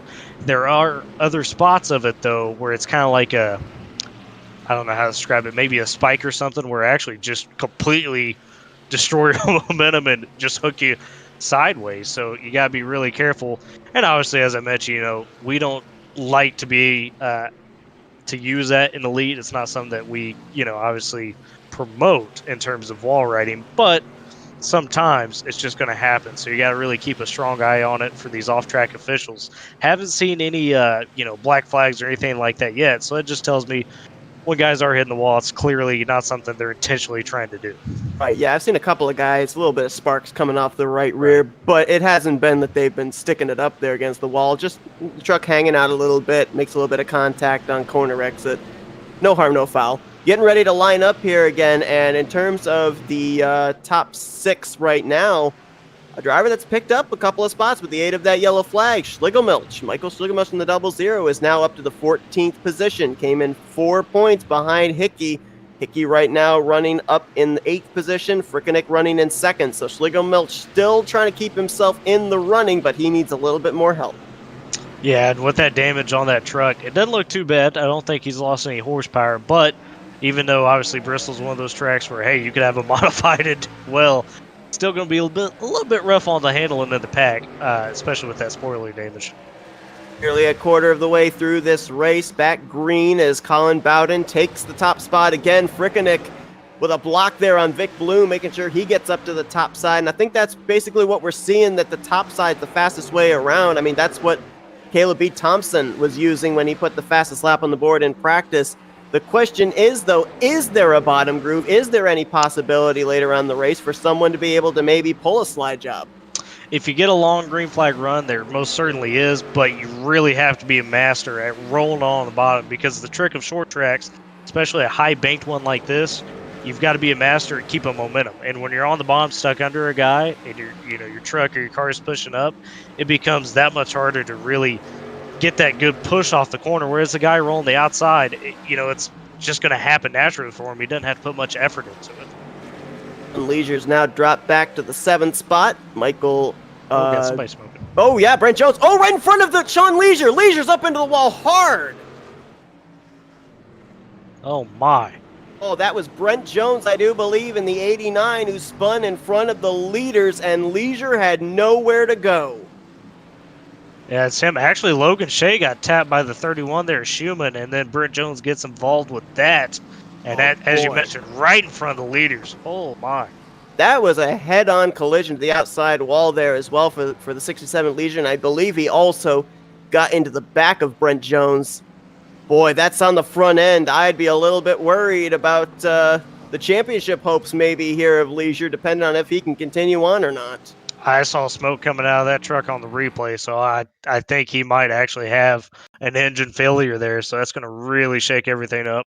And this is why Elite has short tracks in these high-pressure situations. Yeah, and it, we talked about it a little bit, kind of brings the best out of you. And for some guys, maybe the worst at times, because there's so much on the line. You got to be careful, and you got to hit your marks consistently. And when you're at a short track like this, boy, does it just get harder and harder every lap. You can see right there, Shea is sitting right in the middle of the track. Brent Jones tries to turn the truck around. Unfortunately for him, he has to turn it around. Coming back on the track, almost collected Vic Bloom as well. Oh, Joshua Personette, nowhere to go. There's Michael Goodman, nowhere to go. And I believe that was the 29 of Curtis Kenyon who got a piece of that as well. Yeah, and that's just unfortunate for all those guys, because it's such a tight bull ring that whenever you get cars stacked up like that, I mean, there's nowhere to go high, nowhere to go low. You just hope you could check up and not get arc braked from behind. And one thing that we talked about this back during the Xfinity race at Martinsville, is it's a short track. You come around a corner, you see a truck sideways, there's no reaction time. No, I mean, unless you just get lucky and kind of Tokyo drift it to get out of the way, you got to have some amazing timing. But, I mean, as you see right there, it stacks up super quick. I'm a little bit questioning and maybe this is just me, but Brent Jones was already, I think, 2 or 3 laps down. Yeah. He obviously tried to get his truck going again to probably not lose more laps, but I almost wonder if it might have been more prudent to wait until there was actually a space for him to get turned around, or at least put his truck a little bit higher up to the wall, because in all honesty, I kind of feel like that wreck shouldn't have happened.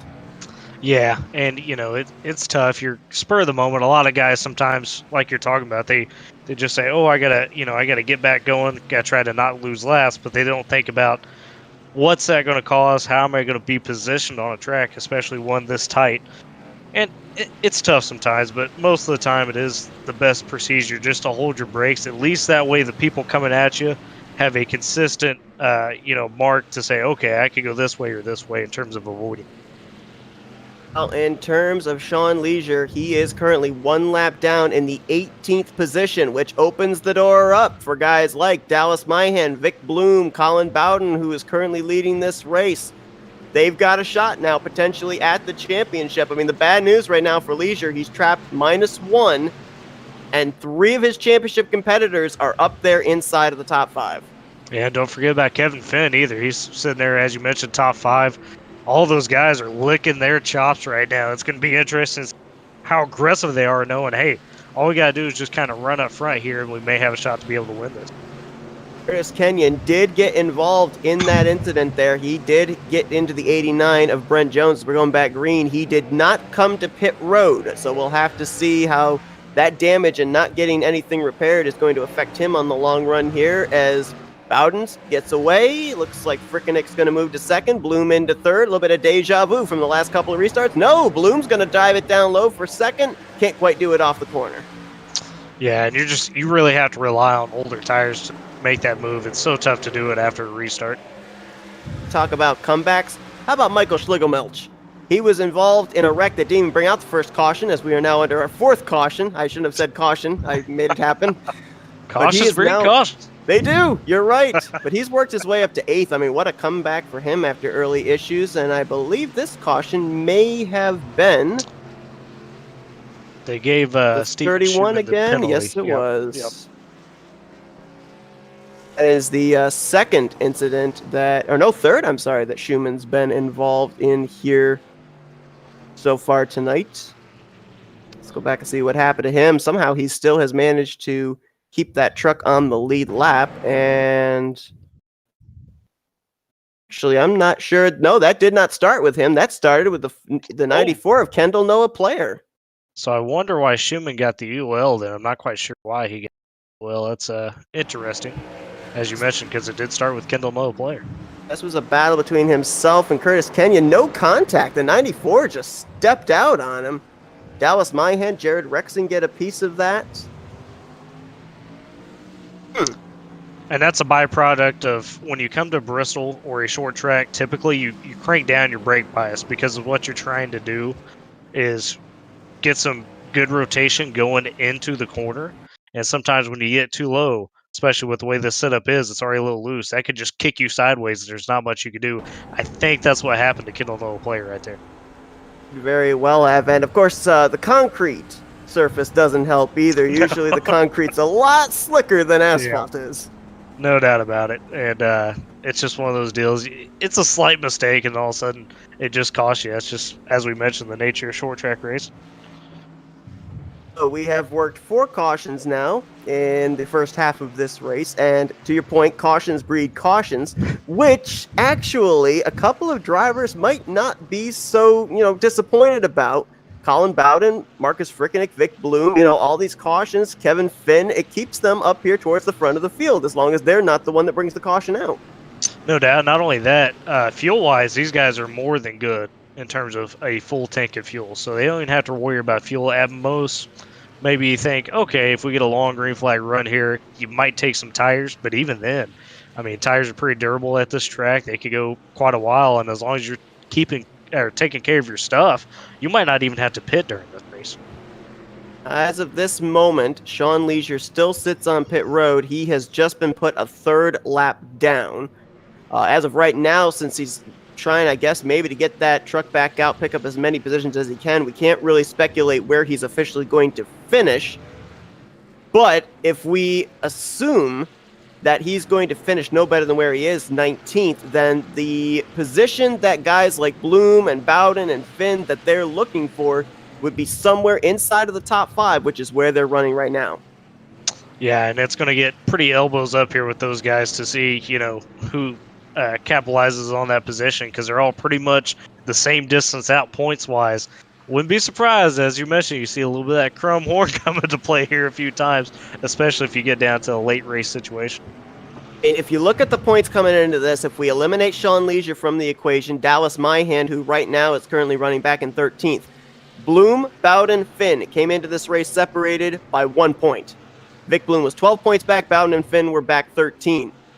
Right now, as things would stand, if we didn't count the points for a win with Bowden out in front, right now it would be Bowden with the championship by 2 points over Vic Bloom, and I believe 4 points over Kevin Finn. I mean, it's that close right now. As I think they just we were going to go green, and they just waved it off, I think. Yep. Oh, yep. There's caution back out. Yeah, I think this might have been an admin called caution. I don't think that there was an incident that brought this yellow out. It looked like they just waved off this restart. Probably trying to get guys caught back up. Sometimes, especially as we talked about with how short of a time you have on pit road, you could have a guy just now coming out of pit road off turn 2 when guys are getting ready to take the restart. That's a situation you don't want to happen there. So that's probably why they threw it. We had a total of, I believe it was 25 trucks take the green to start this race. Right now, only 16 of them remain on the lead lap after 4 cautions. And we should really say 5 wrecks, because we had that one earlier incident with Schlegel, Milton, Jones that didn't bring out a caution. So maybe this is the caution for that incident. I guess we can count that. Right. Yeah, you finally match up there. And you're seeing some guys in the back here that tail end of the lead lap taking their liberties down pit road. A guy like Vincent Isabella, who's got a clean truck. Maybe he's playing some fresh tires. Obviously, Kendall Knoll player probably trying to fix some more damage. So that's going to be something to watch here if we do finally get that long green flag run. How much of an advantage do these guys that are taking advantage of, just pitting at the back of the pack have over those guys up front? As of right now, as looks like we are back green now. Just waiting for the ticker to update that. But it looks like right now the battle for the 6th position is going to come down between Hickey and Schlegelmilch. Right now, Hickey running in 7th, Schlegelmilch in 9th, 4-point separation, because Frickeneck currently sits pretty well situated, 2nd currently in the running order. Actually, he a caution again? Slowing again. Not sure what's going on. I was actually a little bit ahead of you on my side of things. Yeah, they back out of caution. And I didn't see a spin or anything looking back through the field, so not quite sure what happened. Maybe it was kind of... It almost looked like they kind of sped up maybe to catch up to the pace car, perhaps? Yeah, sometimes you got some weird things that happen on the short tracks with the pace car. We've had, I remember a public lobby where, because of where everybody was situated on the track, we literally had about 15 laps of caution because the pace car was glitched out, and it just that one stretch. So maybe they had to fix it. Wasn't there an Xfinity race? I think it was at Phoenix or something, where the pace car either it wouldn't come off pit road or it wouldn't go onto pit road or something. Yeah, I don't think it would come off pit road is what it was. We had the caution out, but it would not come off pit road, so we were just stuck pacing. I think we had to make a new lobby for that one. That was sure, and one that, boy, nightmare is if you're a league admin, because what do you do, in that situation? Absolutely. So as of right now, that whatever was going on there kind of threw me off. But the battle we're watching is between Hickey and Schlegelmilch. Right now, Schlegelmilch, his goal is to finish 5 positions ahead of Hickey. Right now, he's running 2 positions back. So right now, that is really the battle for the top 6.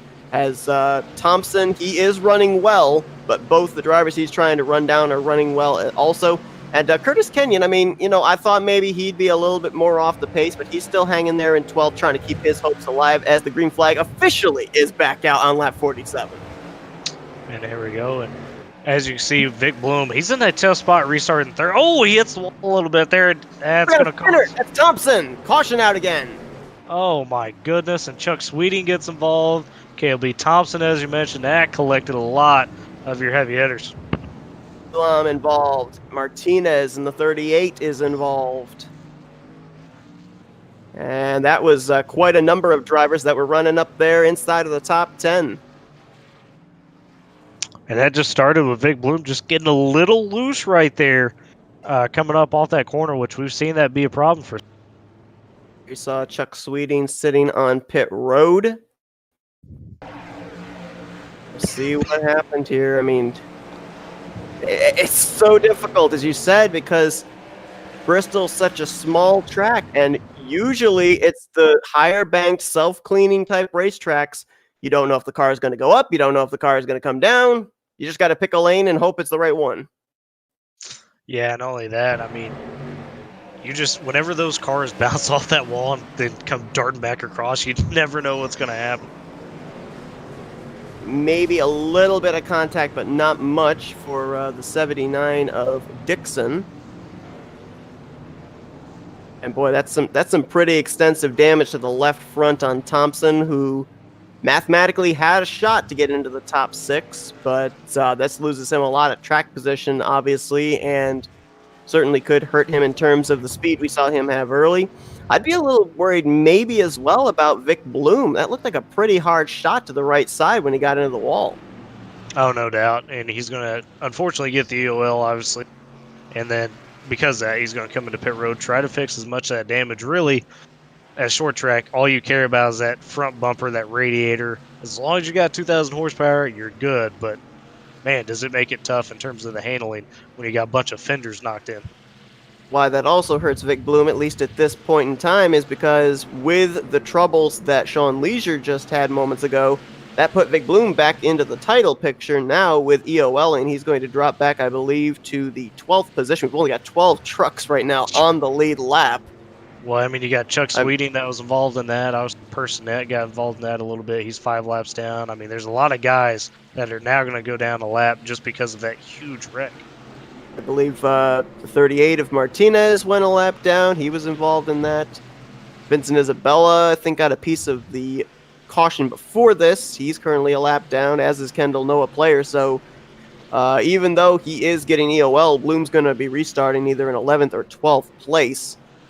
Thompson's going to be restarting in 10th, and a driver that's kept himself on the lead lap, still in the hunt perhaps, Dallas Myhan there in the 41. I mean, he's got a little bit of front-end damage there. He's gotten involved in a wreck, obviously. But this race ain't over. Colin Bowden hasn't won this race yet. He hasn't completed this race with his truck in one piece. Something could still happen to him. Yeah, and another guy that's in the catbird seat is Kevin Finn, sitting at third now because of all that. He's got a clean. He might be able to have something for Colin Bowden or Marcus Reddick, whoever wins that battle. And he's another guy that, as we mentioned, is really maybe trying to clinch a championship here with an outside shot. We got all these guys up here that are battling for a championship, battling for a top 6 spot. How about a spoiler up here? Tyler Dixon in the 79 just barely made it through the incident that brought out the last caution. He's currently up in the 4th position, and I don't know, maybe he might have something for these guys. He's saying, I'm not battling for a championship. I just want to end the season off with a W. No doubt. And he was kind of a dark horse to maybe get into the cup points as well. Long shot in terms of points, but you never know what's going to happen here. Frickenick trying to slide into 2nd again. He succeeds in doing so. Kevin Finn's going to slide up into 3rd. Dixon into 4th. And Schlegelmelch with what I think is the comeback of the race so far. Was involved in the first wreck, didn't bring out a caution. He's fought his way now up back into the top 5 in the 5th position, trying to keep his hopes alive of moving into the top 6. No doubt. And just as you mentioned, got a couple of those lucky breaks. The damage wasn't too bad from a wreck. And since then, though, he's done a great job of avoiding some of these wrecks and just slowly working his way up. Only thing I would worry about for him that is not working out in his favor in terms of him making it to the top 6. Number 1, the guy he's trying to beat as far as points are concerned, is running 2 positions behind him, the 13 of Dylan Hickey. The second thing, we've only got 12 trucks on the lead lap. I think he needs a little bit more drivers on the lead lap to be able to grow a bigger distance between himself and the 13. Yeah, not only that, there's not a lot of trucks that 12, 13 that we're talking about because they have such extensive damage. I mean, Kendall's old player who's in 15th is already 7 laps down. He's been in pit road now for a few laps, so that makes it even tougher because even if a guy wrecks out, now all of a sudden he can only fall back so far. That'll going on here for the fifth position. Michael Schlegelmeltz holds off Jared Rexing for the moment. Rexing was trying to make that inside line work. Meanwhile, up towards the front, top 2, nose to tail, is Frickenek maybe trying to size up the 24 for a slide job? Yeah, and it's tough. You got to really judge it, properly. It's going to take probably 10, 15 laps maybe to get to the point where you feel comfortable pulling that move.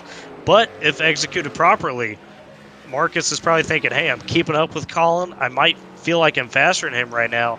You just need that launching pad to get out in front and really start making some distance.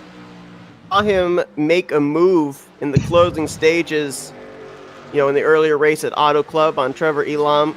Came up just a little bit short. I believe the interval was 6/100ths of a second.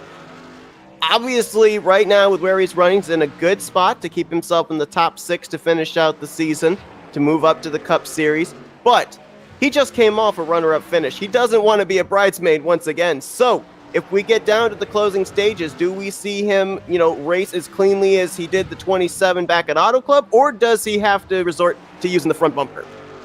He may use a little bit of that front bumper, probably do it in a respectful manner. Obviously, he doesn't want to wreck Colin Bowden, but with so few cars on the lead lap, he pretty much feels like maybe, hey, I've got my top 6 spot clinched. Why not go for that win?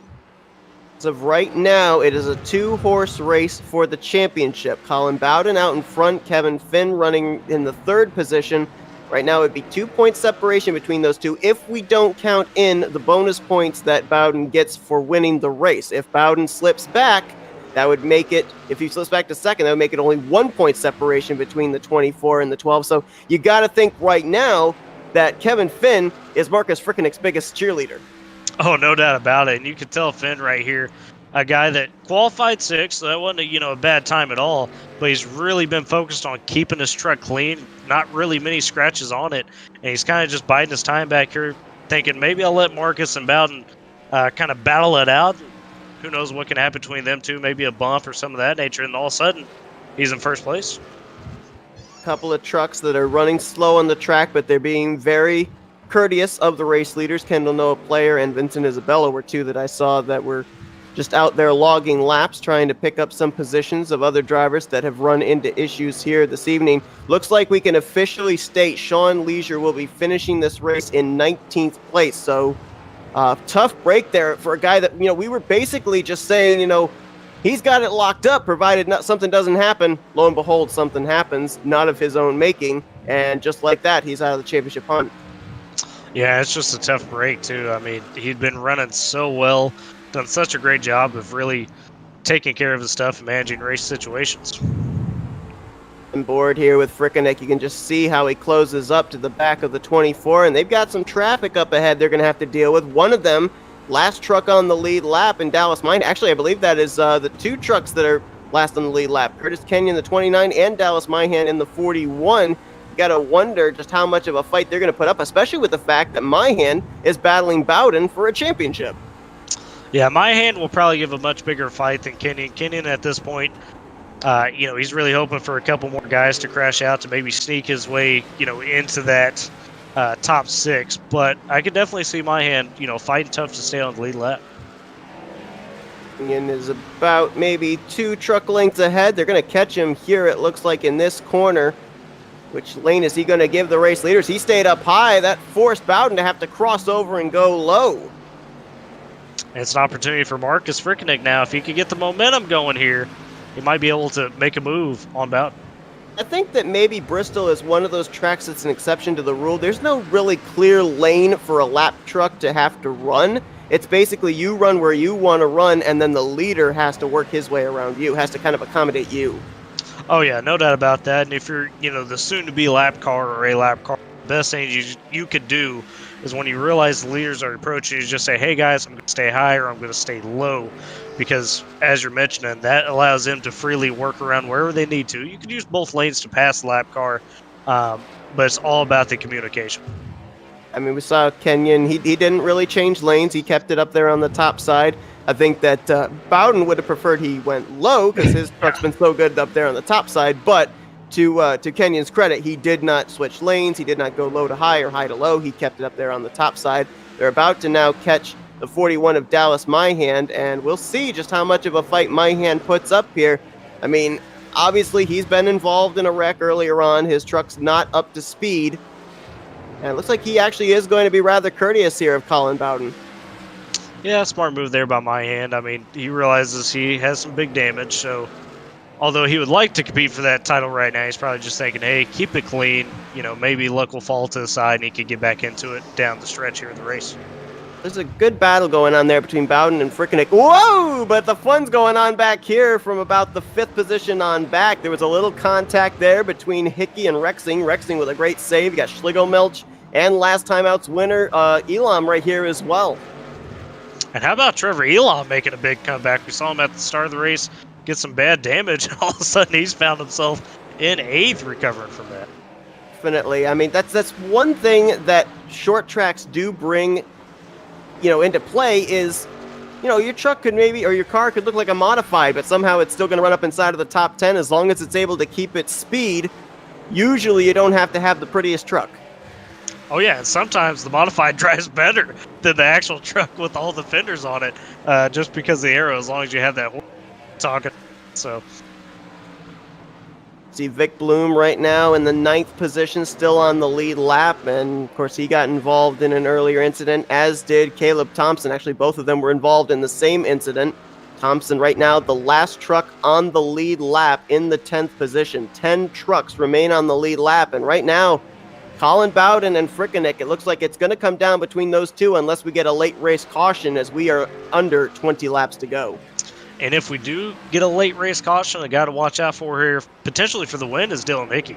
His truck is decently clean. He's turning some good laps, actually closing in a little bit on leaders. Obviously, being 9 seconds back, there's not much he could do without the caution. But, he's putting distance between him and Schlegelmilch, so he's trying to lock in that top 6, and he could really be aggressive if the opportunity presents itself.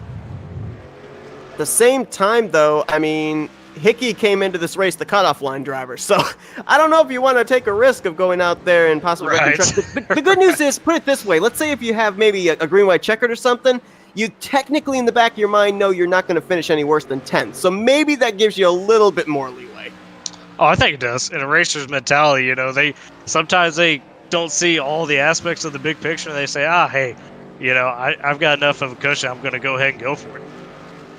This battle for the lead looks like it's starting to heat up now. Frickenek's taking a little bit of looks, a little bit lower, a little bit higher in these corners. Looks like he's running about a half groove to maybe a full groove lower over in 1 and 2, and then tries to run just about the same line there in 3 and 4. So he's trying to think right now to find some straightaway speed. Well, that's what he really needs to do. You're seeing it a little bit there.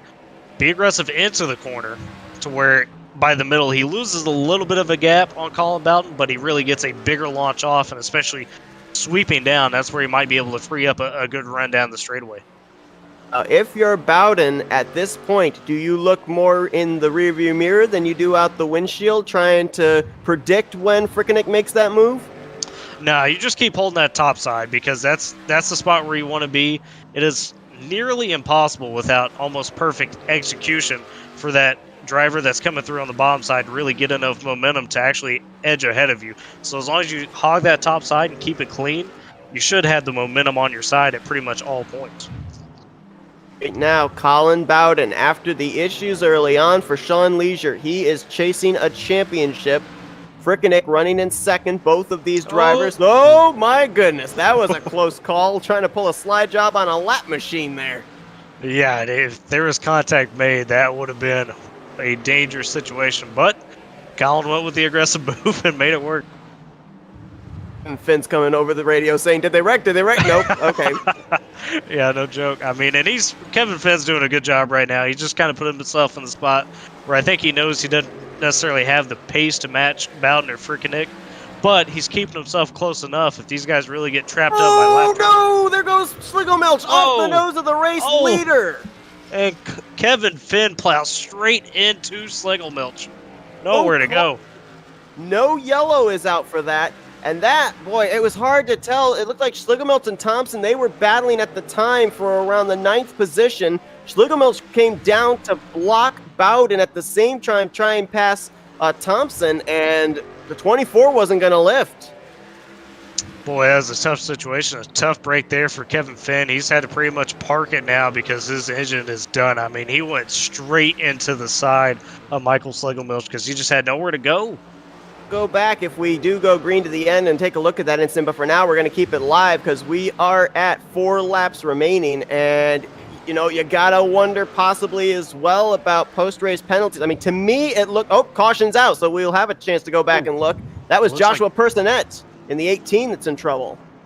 Yeah, and a guy who's 7 laps down, just trying to obviously finish the race, and let's see what happened. It looks like maybe him and Dixon got together there. Oh yeah. Dixon actually bounces off the wall. We'll get a more in-depth look of what happened with Schlegelmilch in a moment, but let's first see what actually brought out the caution. Dixon was on the lead lap. Personette was not. And there you see it. Yeah, boy. And sometimes when your truck goes up and brushes off the wall, it just automatically turns down to the left. Your automatic reaction is to get it off the wall. When you turn it left, it just doesn't straighten out. Oh, yeah, and, you know, when you bounce off with that force right there, too, it's just going to rubber band you back almost, and you almost have to be expecting to just shoot back across the track and be ready to try to catch it as quick as possible. When we saw it live, I thought that more than likely it was Schlegelmilch coming down to block that kind of caused that wreck. Now that I look at it, though, I mean, he came down, but at the same time, the 24 went down to the apron and slid back up the track. So it would be interesting to see how officials score that. Yeah, and I will say, I just heard through comms there, it looks like Tyler Dixon is unfortunately going to have to park it due to his incidents caused. That's something we do have an elite where if you cause enough incidents throughout a race, they just kind of tell you park it for the night. It's one of those deals, so that's unfortunate for him. Look at the helicopter cam of the incident involving Schlegelmilch and then eventually Kevin Finn. I mean, everybody watching at home, you be the judge there, but I don't know. I don't know how.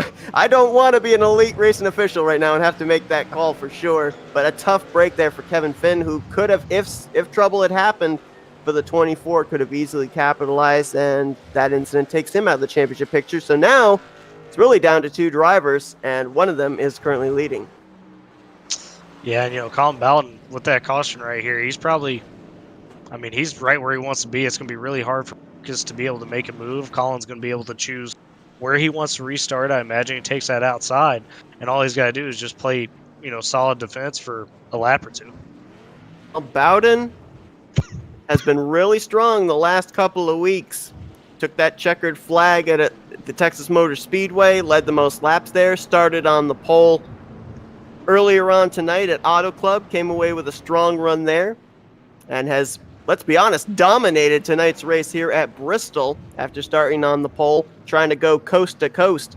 But he's got Frickenig behind him. Frickenig finished bridesmaid earlier on tonight at Auto Club. He wants to be the bride here at Bristol. And Dylan Hickey right there. I mean, you mentioned if we got a late caution to maybe watch for this 13, he's there on that inside line. And he had the pace earlier in that run, too. So I imagine he's going to try to maybe make a move on Frickenig, but most likely get himself in a spot where he's sitting behind both of those guys and could take advantage if they start getting a little bit together. Jared Rexing will line up in 4th. The winner earlier tonight, Trevor Elam, maybe trying to look for back-to-back here this evening. He's going to line up 5th. Vic Bloom, if something happens in this green-white checker to Colin Bowden, Vic Bloom might be the guy to capitalize. Green-white checkered, here we go.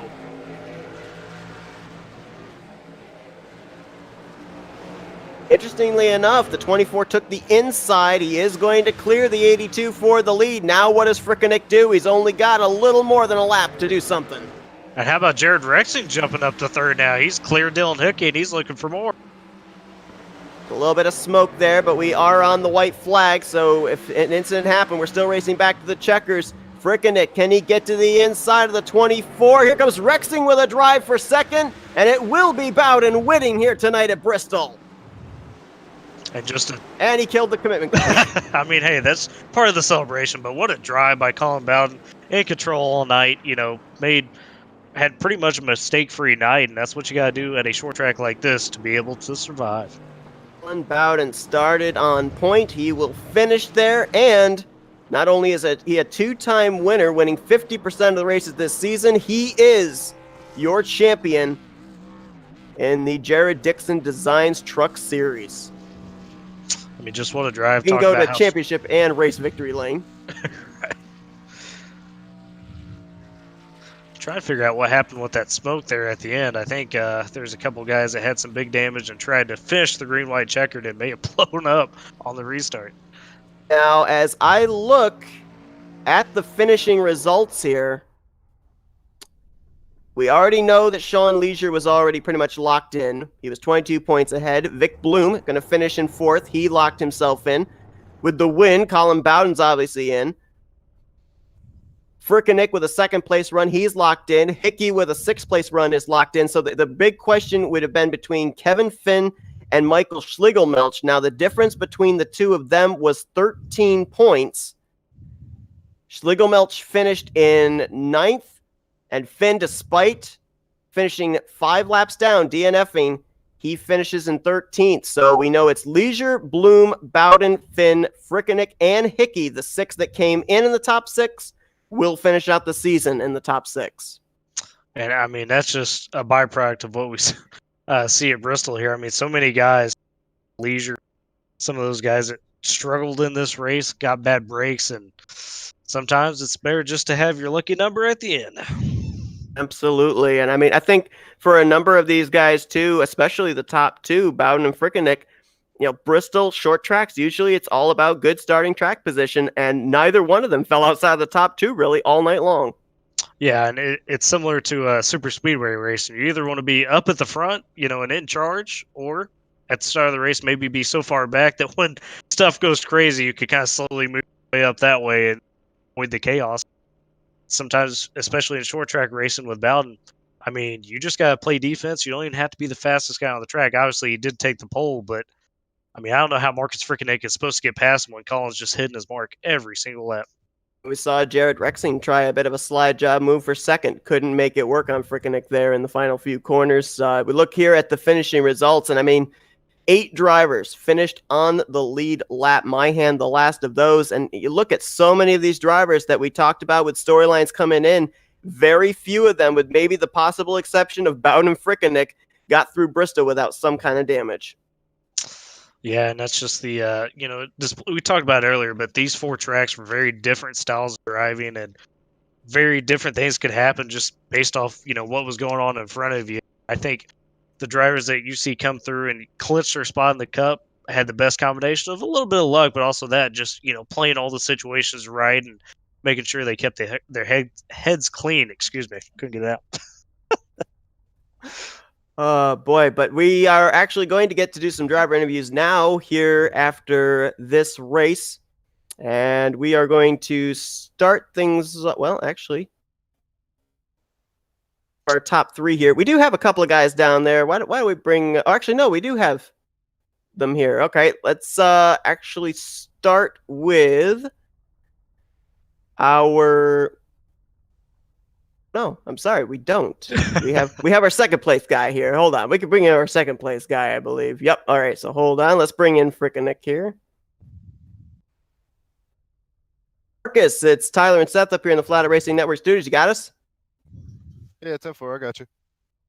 Well, I mean, talk about the situation coming into this race. 3 points ahead of the cut line. You got yourself good starting track position. So did that play a factor into how aggressively you raced the 24 there for the race lead?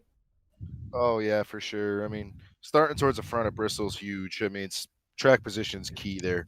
It's not so much about saving tires and pitting and stuff like that. It's especially if it's a longer race, it makes a different story. But yeah, I definitely thought starting up front was a good thing for me. I kind of worked with Colin. I wasn't trying to kill it. I was looking at the big picture, being able to move on and run the Cup Series here in the future. A great night for you overall. If you think about it, back-to-back second place runs. You came so close back at Auto Club there, 6/100ths of a second. I mean, obviously, a lot of confidence has got to give you heading into the Cup season. I mean, you got a little bit of a taste of some of the Cup drivers racing with them here. How do you feel you're going to stack up in a full season Cup-wise? I hope I could just learn. I mean, I'm not the biggest Cup car guy, so I'm just happy to be able to make it. Auto Club was a little disappointing. I led 40-something laps and lost it right there at the end, but it's fun. I'm happy with two second place finishes, and just move on to the Cup cars now and see what I could do, match up against them guys. If Tyler's got any questions for you here. I just got one, Marcus. We saw there at the end of Auto Club, you made kind of that run down the stretch to be able to get up to Trevor Elam's bumper and get underneath him. Did you feel like that's probably the best move you could have made without obviously wrecking him? Did you get all you could get on that move?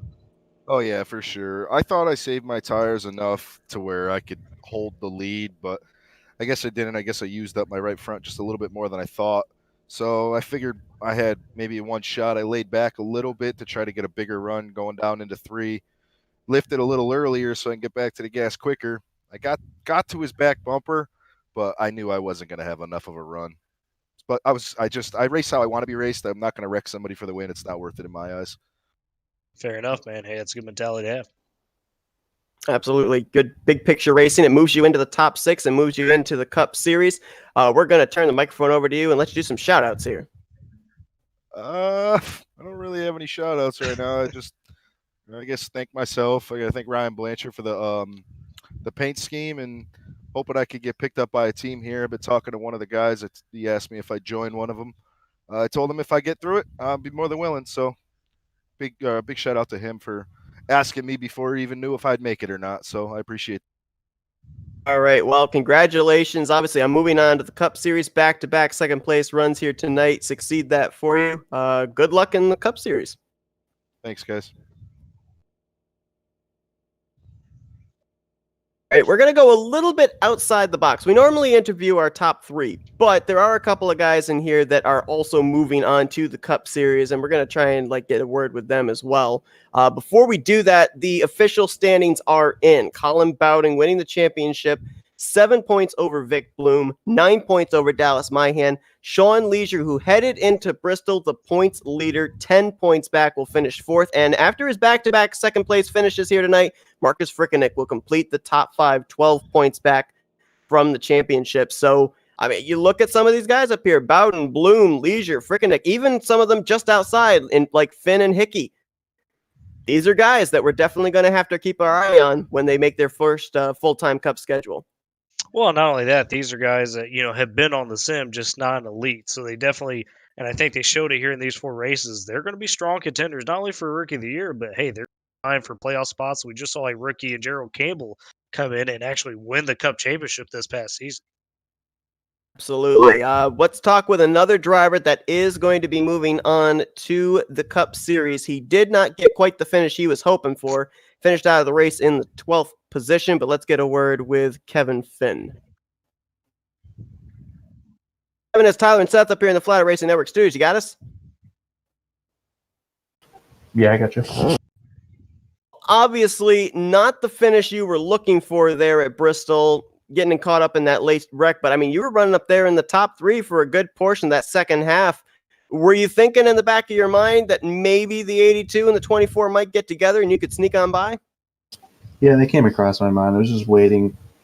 I was just basically just waiting on finishing top 5 to get myself into the Cup Series. But first half of the race was cautions every 5 laps. But yeah, I had a good run. 3rd, I'd say. I was running top 5 the whole race, and car came across the track out of nowhere, and I just hit him. Nowhere to go.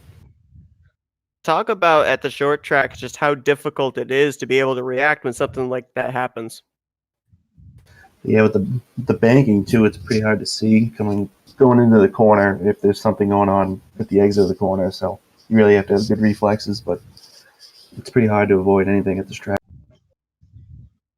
I mean, the good news was you came into this race 9 points ahead of the cut line. The guy that you were battling as far as that final transfer spot in the closing stages only finished, I think it was 4 positions ahead of you. So you are moving on to the Cup Series. So looking towards the future, what are your plans as far as your goals set now for racing a full Cup schedule?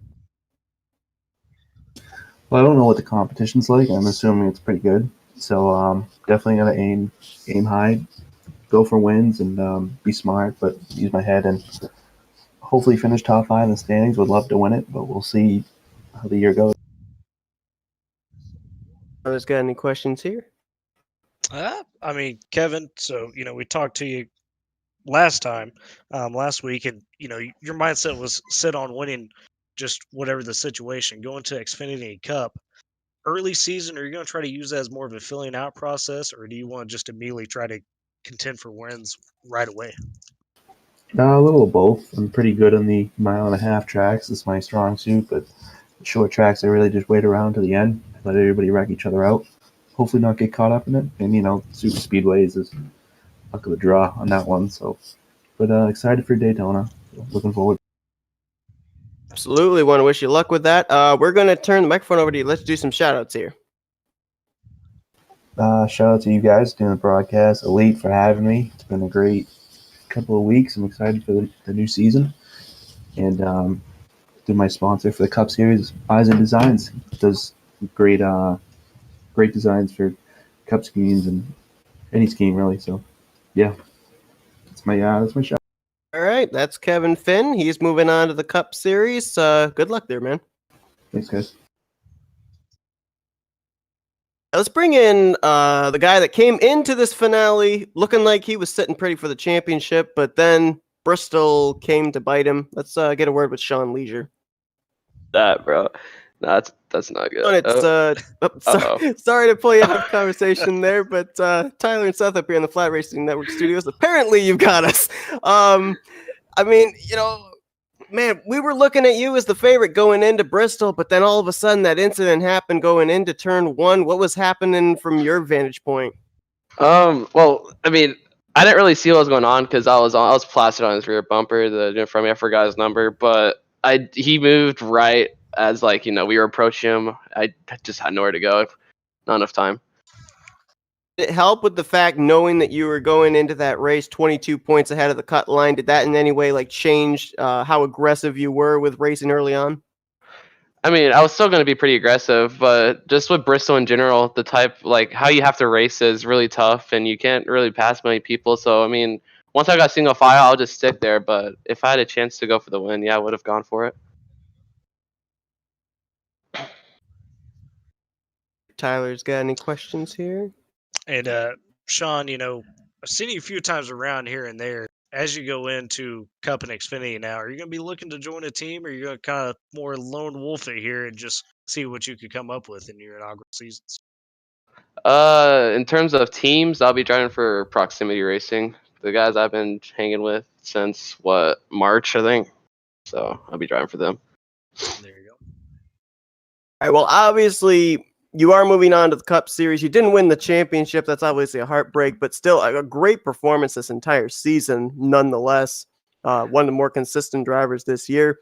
So look forward to seeing what you can do in the Cup Series. We're going to turn the mic over and let you do some shout-outs. Of course, shout out to Proximity Racing, all the guys back there, Rex for Engineering, Straight Shoulder with Photography, Splash and Go, all of them. I can't remember everyone. All right, well, that's Sean Leisure. He'll be moving on to the Cup Series, finishing in the top 6. Good luck there. Yeah, thank you.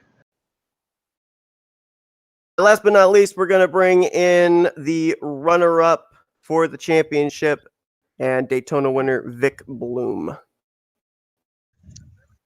It's Tyler and Seth up here in the Flat Racing Network studios. You got us? Yes, sir. Oh, crazy race to finish out the season there at Bristol. You got involved in an early incident, but you were able to battle back there. At any point, were you thinking championship, having the 24 within your sights in those closing stages, or were you basically just thinking big picture to move on to the top 6? Oh, no, I was definitely thinking championship, but it wasn't realistic because nobody had anything for Colin tonight. Saw you not really get a whole lot of damage from the incident you were involved in, but you did go up and slap the wall pretty good. Did that affect the way your truck handled? Nope. I was telling Dallas this because Dallas asked as well, and I had a minute of damage, but I couldn't feel it. It didn't drive any different. It wasn't any slower. I didn't even know that I had as much as I did. Once the race was over, I looked at the truck and I was like, "Well, dang, that was a little bit more damage than I thought." We ended up having the incident with the 67 of Leisure getting involved in a wreck, and then he DNF'd out of the race. At that point, you and a bunch of the other competitors were about 10 points back going into the championship battle here at Bristol. With him out of the race, I mean, how does that change the mentality of, what you then have to do battling the other guys with a title on the line? Yeah, I was really, really trying to pass Frickeneck, and then I was going to try to, pass Bowden too, but I obviously had nothing for either one of those two when I was in third. I was content with being the third best. If Tyler's got any questions here. Well, Vic, we know you got an important announcement here. Are you ready to, let us know where you'll be at for the Cup season in terms of team? Oh yeah, I mean, I'm absolutely ready to tell everybody that I'll actually be in the number 40 for Do Good Motorsports. I'll be their third driver for the Cup Series. There you go. Some good breaking news. Michael Goodman and Dustin Dewar right there. That's that team, Do Good Motorsports. A couple guys that probably like you are, looking to get into elite now in terms of the Cup and really improve on maybe past efforts. Yeah, well, it also helps that we're all from Wisconsin. There you go. That's another plus to get you in there. There you go. All right. So obviously, beginning the season great with the win at Daytona. You finish out the season strong here with a top 5 run at Bristol. Finish second in the championship standings. Give you some good momentum heading into the Cup season. We're going to turn the microphone over to you and let you do some shout outs here. Yeah, I just got to thank you guys, especially. I mean, you guys have been, fantastic streaming. It's all Seth, man. He makes it easy. I'm telling you.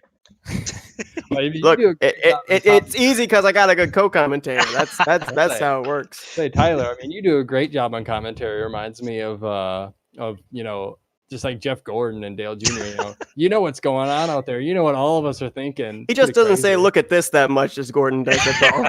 But if he did, that'd be pretty gnarly. Slide job, just throw that in there. Oh, it's okay. I'll give you some slide jobs during the Cup season so you can say that.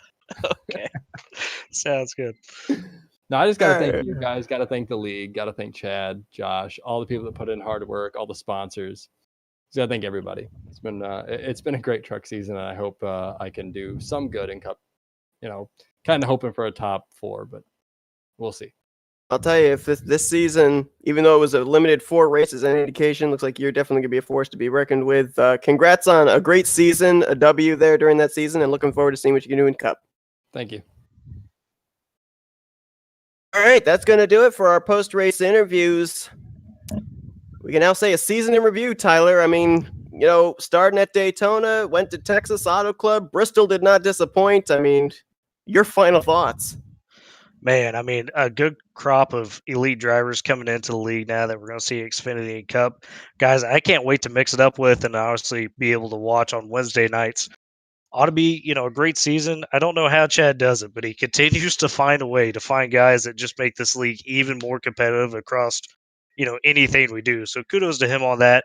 And also, just thankful for Elite for, powering you guys at Flatout Racing Network. And I guess, I'm involved in that too now to be able to broadcast this and have this opportunity. I mean, it's always great to be able to see. I mean, you mentioned these guys have been on the sim for a long time, but we kind of consider them rookies because we're just now seeing them for the first time. But it's going to be great to see how the Bowdens, the Frickenecks, the Blooms, the Leisures, how they stack up against, the Campbells, the Tookers, the Frankenfields, to see just exactly, the experience levels, how they're going to stack up in between guys that we've seen race in the Elite for a long time as opposed to these newcomers coming in. To be honest, with what we've seen here this season, Bristol, we had a lot of cautions. That's typical Bristol, but we saw some great green flag racing at Auto Club. Same for Texas, Daytona. We saw some amazing races. We saw some wrecks that should have been and weren't, some tremendous saves, some great battling for wins. I'm really looking forward to seeing what these 6 that move on, what they're going to bring to that Cup field. Oh, yeah. It's something we pride ourselves in Elite, as you're alluding to. when we bring in new guys to this, league or new people, they're vetted as people that we could trust to race clean, to be respectful. And most of the time, they're pretty fast too. I mean, we do obviously have some guys that come in and maybe they got to work on their speed or this and that. But my goodness, it just cranks up everything in terms of the intensity of it. I mean, I've had plenty of races myself where I'm battling for, 10th through 15th, and I'm sitting there exhausted at the end of a race just because you got to work so hard to earn every spot in this. Oh, we got a little bit of spoilers with some drivers saying who they were running for next season. One driver we did not get hear from, so we don't know, is Colin Bowden, but whoever he ends up signing with, he's got a resume in the Jared Dixon Designs Truck Series with 2 wins and a championship. So I think there's going to be a lot of teams that are going to be looking to put them on their roster for sure. But congratulations to Colin Bowden on the victory and the championship here tonight at Bristol. Thank you, everybody that stuck it out for the 2 races that we did here, back-to-back races. Sometimes people might fall asleep on us or something, but if you stuck it out, good for you, and thank you very much. Tyler, a tremendous season. I really enjoyed having you here in the booth, and I'm really looking forward to future broadcasts with you.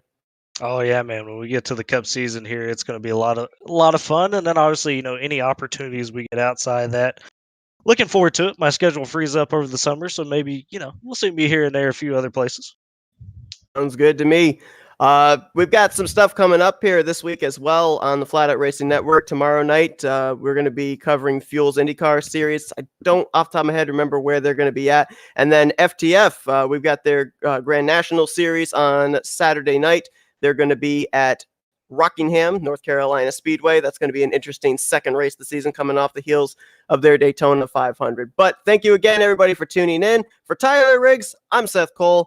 We will see you guys next time as you've been watching another broadcast on the Flatout Racing.